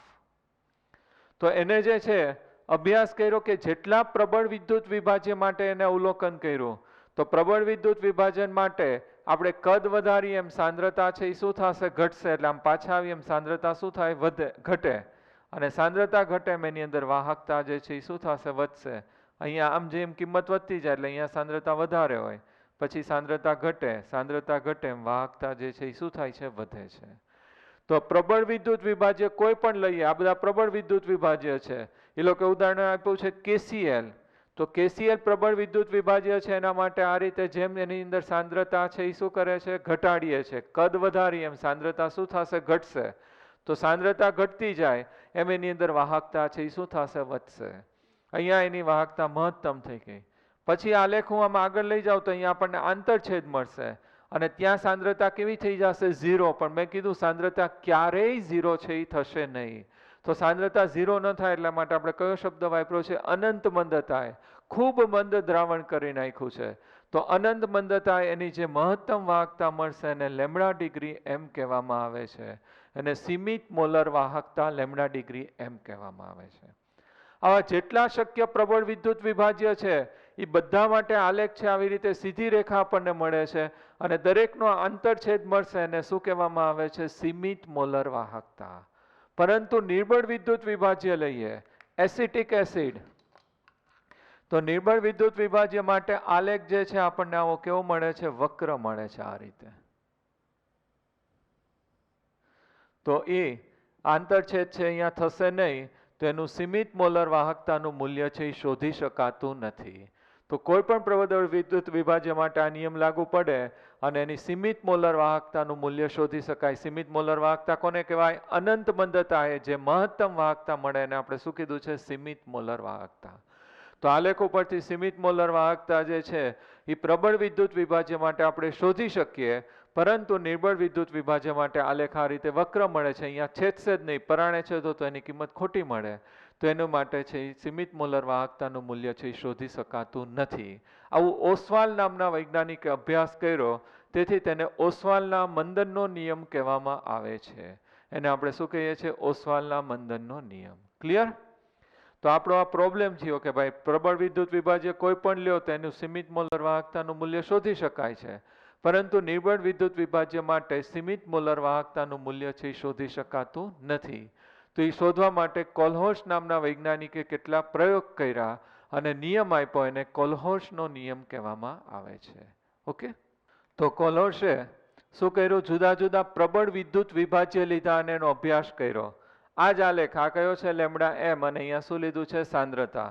કયું સૂત્ર કીધું હતું? લેમ્ડા એમ બરાબર લેમ્ડા ડિગ્રી એમ માઇનસ રૂટ સી ઇન્ટુ એ. આ જે છે લેમ્ડા એમ, આ કયું થશે? રૂટ સી, અને ઢાળ બરાબર શું થશે? એ. એને આપણે શું કહીએ છીએ? ઢાળ. ઓકે, વાય બરાબર mx પ્લસ સી જેવું થઈ ગયું. હવે આને જે છે આપણો પ્રોબ્લેમ શું હતો કે પ્રબળ વિદ્યુત વિભાજ્ય માટે સીમિત મોલર વાહકતા લિમિટિંગ મોલર કન્ડક્ટિવિટીનું મૂલ્ય આપણે શોધી શકીએ છીએ, પરંતુ નિર્બળ વિદ્યુત વિભાજ્ય માટે આ મૂલ્ય મળતું નથી. આલેખ છે આપણને આ રીતે વક્ર મળે છે.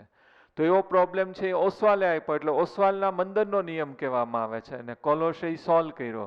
તો કોલ્હોશે જે છે NaX અને KX હવે જુદા જુદા ક્ષાર લીધા, પ્રબળ વિદ્યુત વિભાજ્ય લીધા અને એના કેટલાક છે સંબંધો તારવા એના સીમિત મોલર વાહકતાના મૂલ્ય શોધીને. તો એને એવી રીતે અવલોકન મળ્યું કે લેમ્ડા ડિગ્રી એમ, લેમ્ડા ડિગ્રી એમ એટલે શું થશે? કેપ લેમ્ડા ડિગ્રી એમ એટલે શું થશે? સીમિત મોલર વાહકતા, લિમિટિંગ મોલર કન્ડક્ટિવિટી, KCl અને કયું આવશે? NaCl. એવી રીતે જે છે જુદા જુદા જે છે એને આપણે લીધા, KCl અને પેલું કયું લઈએ છીએ? NaCl.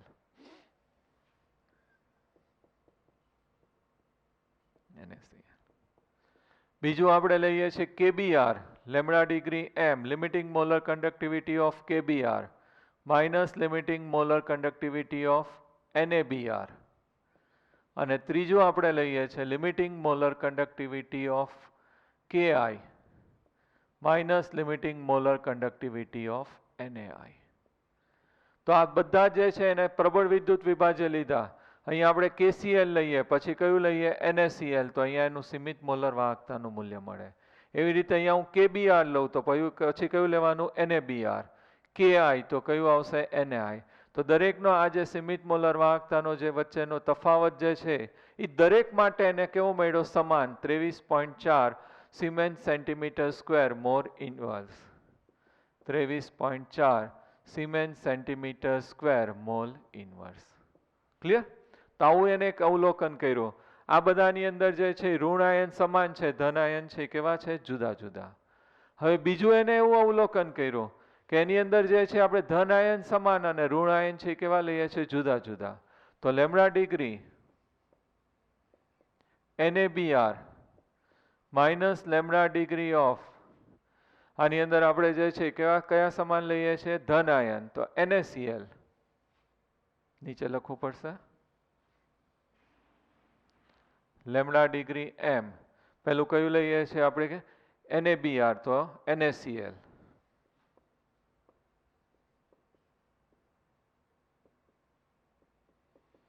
ઇક્વલ ટુ બીજો સંબંધ એને લીધો લેમ્ડા ડિગ્રી KBr. તો કયું આવશે? KCl. Limiting molar conductivity KBr minus limiting molar conductivity of KCl.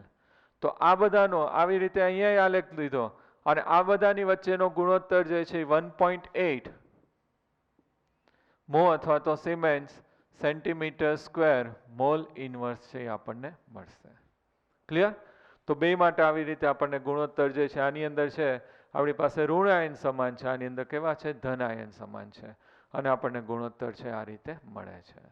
તો આના ઉપરથી કોલોસ નામના વૈજ્ઞાનિકે એવું કન્ક્લુઝન કાઢ્યું કે કોઈ પણ પ્રબળ વિદ્યુત વિભાજ્ય જે છે એને સીમિત મોલર વાહકતાનું મૂલ્ય તેના ધન આયન અને ઋણ આયનની સીમિત મોલર વાહકતાના મૂલ્યના સરવાળા બરાબર થાય છે. શું એને કન્ક્લુઝન આપ્યું? કોઈ પણ પ્રબળ વિદ્યુત વિભાજ્ય જે છે એને સીમિત મોલર વાહકતાનું મૂલ્ય તેના ધન આયન અને ઋણ આયનની સીમિત મોલર વાહકતાના મૂલ્યના સરવાળા બરાબર થશે. ધારો કે આપણે NaCl લઈએ તો લેમ્ડા ડિગ્રી m NaCl એની સીમિત મોલર વાહકતાનું મૂલ્ય એના કોના બરાબર થશે? ધન અને ઋણ આયન.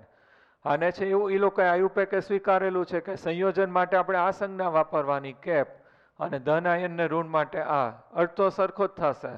સીમિત મોલર વાહકતા Na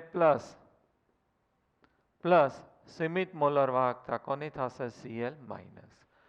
તો કોઈ પણ પ્રબળ વિદ્યુત વિભાજ્ય માટે તેની સીમિત મોલર વાહકતાના મૂલ્ય તેના ધન આયન અને ઋણ આયનની સીમિત મોલર વાહકતાના મૂલ્ય બરાબર થશે.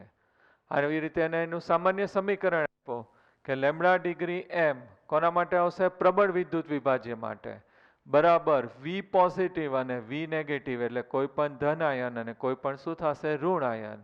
અને આ ધન આયનની સીમિત મોલર વાહકતા અને આ કઈ આવશે? ઋણ આયનની સીમિત મોલર વાહકતા. ક્લિયર? તો આ રીતે જે છે એને સંબંધ તાર્યો. તો એને ખાસ આ જે છે બધું એને પ્રયોગ કર્યા અને આ પ્રયોગ ઉપરથી એવું તારણ કાઢ્યું કે કોઈ પણ પ્રબળ વિદ્યુત વિભાજ્ય છે એની સીમિત મોલર વાહકતાના મૂલ્ય એના ધન આયન અને ઋણ આયનની સીમિત મોલર વાહકતાના મૂલ્યના સરવાળા બરાબર હોય છે. હવે ખાસ જો આપણો પ્રોબ્લેમ શું છે? આપણે કોના માટે નથી ગોતી શકતા? એસિટિક એસિડ માટે. પણ આપણે છે પ્રબળ માટે તો શોધી શકીએ. તો પ્રબળ વિદ્યુત વિભાજ્યનો ઉપયોગ કરીને આપણે નિર્બળ વિદ્યુત વિભાજ્ય છે એની સીમિત મોલર વાહકતાનું મૂલ્ય શોધશું. ક્લિયર? આટલું સમજાઈ ગયું? અહીંયા પ્રોબ્લેમ શું છે? આપણે આ નિર્બળ માટે મળતું નથી સીમિત મોલર વાહકતા. સીમિત મોલર વાહકતા કોને કહેવાશે? અનંત મંદતા એ જે મહત્તમ વાહકતા મળે એને આપણે શું કહીએ છીએ? સીમિત મોલર વાહકતા. તો સીમિત મોલર વાહકતાનું જે મૂલ્ય અહીંયા આપણે શોધવું પડશે. કોના માટે પ્રોબ્લેમ છે? નિર્બળ માટે. તો હવે જો આપણે આ સિદ્ધાંતનો ઉપયોગ કરી અને કોના માટે આપણે ગોતશું? નિર્બળ વિદ્યુત વિભાજ્ય માટે સીમિત મોલર વાહકતા જે છે એનું મૂલ્ય આપણે શોધીએ. કોના માટે આપણે શોધવાનું છે? એસિટિક એસિડ માટે. તો લેમ્ડા ડિગ્રી સીમિત મોલર વાહકતા કોના માટે લઈએ છીએ? Acetic acid. એ આપણે શોધવાની છે. તો એના માટે આપણે સીમિત મોલર વાહકતા સોડિયમ એસિટેટ લઈ લઈએ CH3COONA પ્લસ સીમિત મોલર વાહકતા જે છે આપણે લઈએ છીએ HCl માટે અને માઇનસ સીમિત મોલર વાહકતા કોના માટે લઈએ NaCl આ ત્રણેય જે છે એ પ્રબળ વિદ્યુત વિભાજ્ય છે અને ત્રણેયની સીમિત મોલર વાહકતાના મૂલ્ય જે છે આપણને છે આ રીતે ગ્રાફ છે ડ્રો કરી એના ઉપરથી મળી જાય અને એ આખું ટેબલ એ બનાવેલું હોય એની અંદર તો આ જે છે એ કોના બરાબર આવું કેમ આપણે કર્યું કારણ કે આનામાંથી આ બેનો સરવાળો ને આ શું કરીએ છીએ માઇનસ આવું કેમ કરી શકીએ તો કોલોર્સે શું કીધું કે પ્રબળ વિદ્યુત વિભાજ્યની સીમિત મોલર વાહકતાના મૂલ્ય કોના બરાબર હશે એના ધન આયન અને ઋણ આયનના સરવાળા બરાબર આનું વિભાજન કરું તો lambda degree m CH3COO minus plus lambda degree m Na plus આનો વિભાજન કરીએ તો લેમડા ડિગ્રી આયનો માટે આપણે આ સંજ્ઞા વાપરીએ છીએ સરખો જ મિનિંગ થશે lambda degree m H positive plus lambda degree MCl negative અને અહીંયા માઇનસ થઈ જાય તો minus lambda degree m Na plus minus lambda degree MCl minus અહીંયા Cl માઇનસ છે એ શું થઈ જશે કેન્સલ Na પ્લસ શું થઈ જશે કેન્સલ તો અહીંયા શું વધ્યું lambda degree m CH3COO minus plus lambda degree m H positive તો આવી ગયું એસિટિક એસિડ માટે તો આ રીતે કોઈ પણ નિર્બળ વિદ્યુત વિભાજ્ય છે એની સીમિત મોલર વાહકતાનું મૂલ્ય શોધવું હોય તો આપણે કોનો ઉપયોગ કરશું પ્રબળ વિદ્યુત વિભાજ્યનો ક્લિયર ઓકે તો આટલું છે એ તમારે યાદ રાખવાનું છે હવે આના 2-3 ન્યુમેરિકલ્સ છે આપણે જોઈ લઈએ કોલોસ લોના હવે એક આના ઉપરથી એ લોકો એક વધારે કીધું છે કોલોસના નિયમ માટે એનો આપણે વિયોજન અંશ આલ્ફા પણ ગણી શકીએ છીએ વિયોજન અંશ આલ્ફા બરાબર મોલર વાહકતા છેદમાં શું લઈ લેવાનું સીમિત મોલર વાહકતા ફોન્ટ ઓફ અવયવમાં કેમ આપણે આઈ લેતા હતા એમ અહીંયા વિયોજન અંશ આલ્ફા બરાબર આપણે શું થશે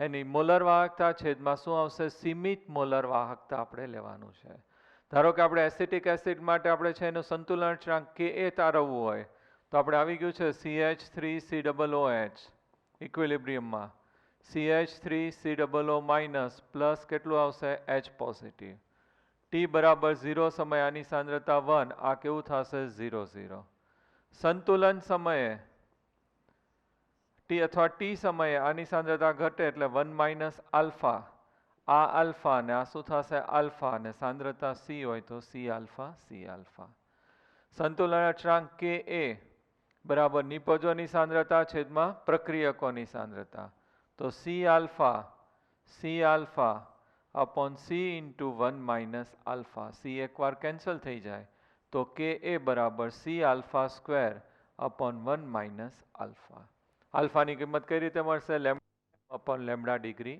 m તો અહીંયા આપણે જે છે એનો એસિડ માટે જે છે એનો સંતુલન અચળાંક Ka પણ છે એ ગણી શકીએ છીએ તો ન્યુમેરિકલ્સમાં આનો ઉપયોગ આવશે આલ્ફા બરાબર lambda m upon lambda degree m અને આલ્ફાની કિંમત અહીંયા મૂકી દઈએ અને C એટલે શું થશે સાંદ્રતા આપેલી હોય તો શું ગણી શકાશે Ka અને લેમ્ડા m ગણતા આવડવું છે આપણે કરી નાખ્યું છે 1000 into K કાપા વિશિષ્ટ વાહકતા K અપોન આપણે શું લઈએ છીએ સાંદ્રતા મોલારિટી અથવા તો નોર્માલિટી મોલર વાહકતા છે તો મોલારિટી તો આ આપણને ગોતવાનું કે ઈ ગોતીને આલ્ફા ગોતાય અને આલ્ફાની કિંમત અહીંયા મૂકીએ તો શું મળી જશે Ka એસિડ છે એના માટેનો અચળાંક આપણને છે મળશે નિર્બળ એસિડનો અચળાંક Ka કહેવામાં આવે છે કોયડો 3.7 કોષ્ટકમાં 3.4 માં આપેલ માહિતી પરથી CaCl2 અને MgSO4 માટે લેમ્ડા ડિગ્રી m ગણો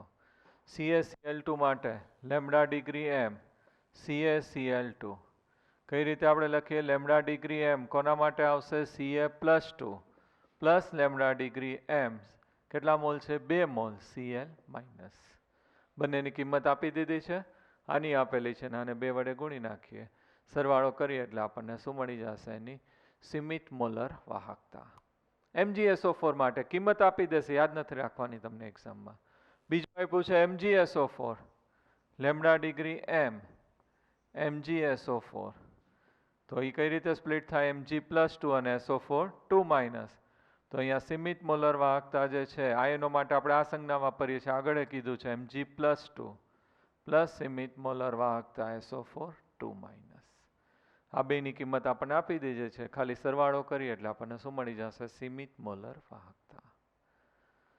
કોયડો 3.8 NaCl HCl NaAC, ખાસ ધ્યાન રાખજો, NaCl પછી કયું છે HCl અને NaAC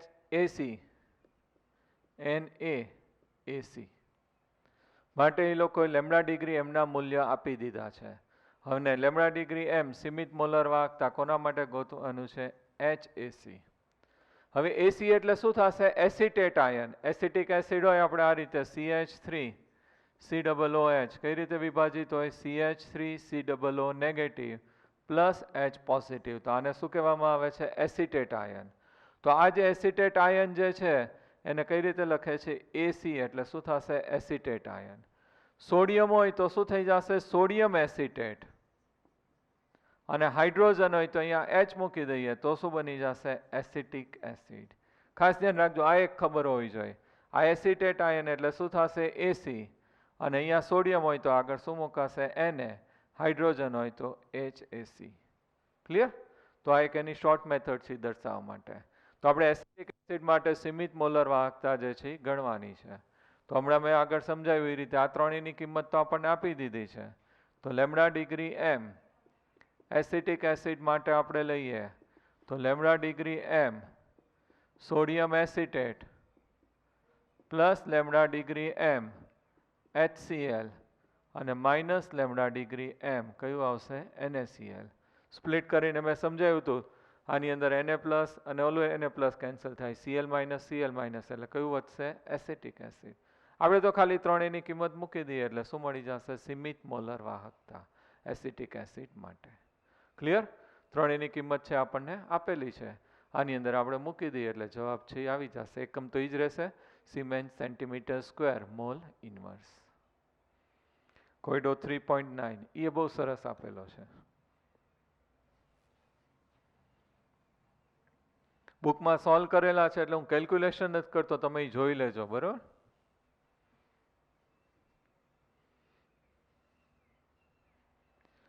કોયડો 3.9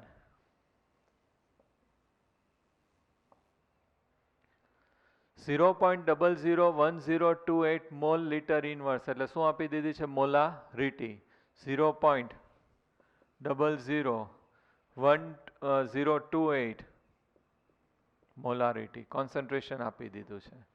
એસિડની વાહકતા આપણને આપી દીધી છે. કેટલી એસિડની વાહકતા આપણને કેટલી આપી છે? 4.95 વાહકતા. એટલે શું થશે?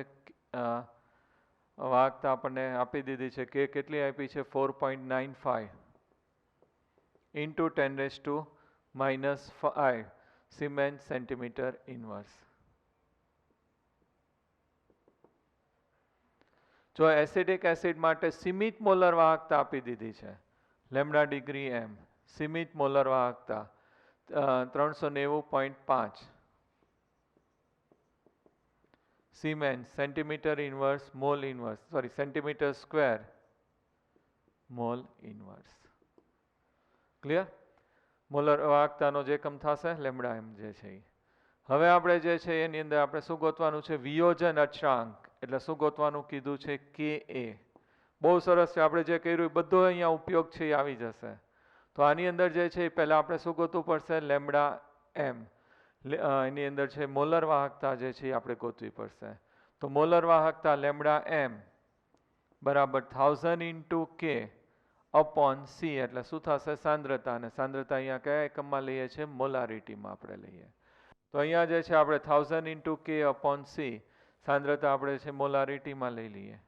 તો એ બધું આપણે આની અંદર મૂકી દઈએ તો શું મળી જશે? Lambda M. હવે આલ્ફા બરાબર મોલર વાહકતા છેદમાં શું આવશે? સીમિત મોલર વાહકતા. મોલર વાહકતા આપણને અહીંયાથી મળી ગઈ, સીમિત મોલર વાહકતા આપણને મળી ગઈ છે. બંનેના એકમ તો કેવા હોય? સમાન. તો અહીંયા આપણે મૂકીને જે છે એ સોલ્વ કરીએ તો આપણને જે છે આ શું મળી જશે? આલ્ફા. આલ્ફા એટલે શું થઈ જશે? વિયોજન અંશ. આપણે તો શું ગોતવાનું છે? Ka વિયોજન અચળાંક. તો Ka બરાબર સી આલ્ફા સ્ક્વેર અપોન શું થશે 1 minus alpha. C alpha square upon શું થઈ જશે 1 માઇનસ આલ્ફા. તો અહીંયા આપણી પાસે સી સાંદ્રતા તો છે જ, આપણી પાસે આલ્ફા છે અહીંયાથી મળી ગયું. તો આપણે સોલ્વ કરીએ તો શું મળી જશે કે એ, અને બંનેના એકમ સરખા હોય એટલે એકમ તો શું થઈ જશે ઉડી જશે આપણને. તો આપણી પાસે જે છે સોરી અહીંયા એકમ નહીં હોય એટલે એકમ ઉડી ગયા હશે. અને અહીંયા C alpha square upon 1 minus alpha આપણી પાસે કોન્સન્ટ્રેશન છે અને આલ્ફા અહીંયા મળી જાય, મૂકી દઈએ એટલે શું મળી જશે કે એ વિયોજન અંશ છે આપણને મળી જશે. ઓકે, હવે એક ટોપિક છે efficiency of fuel cell. Fuel cell જે છે એની આપણે ક્ષમતા ગોતવાની છે. તો એને આપણે ઈટા વડે દર્શાવીએ છીએ એન બરાબર ડેલ્ટા જી અપોન શું થશે ડેલ્ટા એચ. ખાસ આનો એમસીક્યુ ડાયરેક્ટ પૂછાઈ ગયું છે. તો useful work done by the આપણું સેલ અને enthalpy of combustion chemical energy that one is produce delta H. તો ઇક્વેશન છે eta equal to delta G upon delta H. અને ડેલ્ટા જી ઇક્વલ ટુ આપણે એ લખી શકીએ eta equal to minus NF E degree cell અથવા તો ઈ cell પ્રમાણિત સ્થિતિમાં ન હોય. નીચે શું આવશે delta H. Thermal power plant છે એની અંદર છે કેટલું હોય છે 60 to 70%. અને હાઇડ્રોજન ફ્યુલ સેલ આપણે આવી ગયું છે એની અંદર જે છે આ રીતે છે એની ક્ષમતા જે છે એફિશિયન્સી ઓફ ફ્યુલ સેલ છે એની આપણે ગણી શકીએ. આની અંદર એમસીક્યુ જે છે એ પણ પૂછાય છે આપણને કે ડેલ્ટા એચની કિંમત આપી દીધી હોય અને ડેલ્ટા જી છે એ પહેલાં ગોતવું પડે. આપણી પાસે ઈ ડિગ્રી સેલ આપી દીધું હોય તો ઈ ડિગ્રી સેલ આપણને આપી દીધું હોય તો એના ઉપરથી છે ડેલ્ટા જી ડિગ્રી છે આપણે ગોતી લેવાય અને ડેલ્ટા એચની કિંમત મૂકી દઈએ એટલે આપણને શું મળી જશે એની કોષની ક્ષમતા અને ગુણ્યા આપણને પર્સન્ટેજ હોય એટલે 100 લઈ લેવાના. બરાબર, તો આવો એક એમસીક્યુ છે એકવાર નીટની અંદર પૂછાઈ ગયો છે તો તમને છે એ આવડવો જોઈએ. Efficiency of fuel cell. Fuel cell છે બળતણ કોષ છે આપણો જે છે એની ક્ષમતા શોધવા માટેનું સૂત્ર છે. ઈટા બરાબર શું થશે delta G upon delta H. અને ડેલ્ટા જી તો આપણને ખબર છે કઈ રીતે ગોતાય માઇનસ NF ઈ સેલ અને છેદમાં ડેલ્ટા એચ અને ગુણ્યા શું આવશે 100. 100 છે પર્સન્ટેજ માટે આપણે લઈએ છીએ. આ જે છે એ શું થશે દહન એન્થલ્પી. ડેલ્ટા એચ એટલે અહીંયા શું આવશે દહન એન્થલ્પી. આપણે બળતણ કોષો એટલે બળતણ થાય એટલે એને શું કહેવામાં આવે છે દહન એન્થલ્પી. ક્લિયર? આના એમસીક્યુ આજે આપણે જે કર્યા કોલ્હોર્સ લો એના આપણે એમસીક્યુ તમે છે હોમવર્કમાં છે કરી નાખજો. અને આગળનો જે છે આપણે છે વાહકતા માટેના કર્યા એના સિમ્પલ બધા જે મેં ન્યુમેરિકલ્સ 4-5 જે છે એનસીઆરટીના ડિસ્કસ કર્યા એના આધારે જ જે છે એમસીક્યુ છે એ આવશે. તો એમસીક્યુ જે છે એ આપણા મોડ્યુલમાં છે એ તમે સોલ્વ કરી નાખજો. ઓકે, અને એના એકમ છે એ ખાસ ધ્યાન રાખજો. એ મેં એકમ છે એટલા માટે થોડુંક ડિટેલમાં ડિસ્કસ છે એ કર્યા છે. Okay, thank you very much. Best of luck.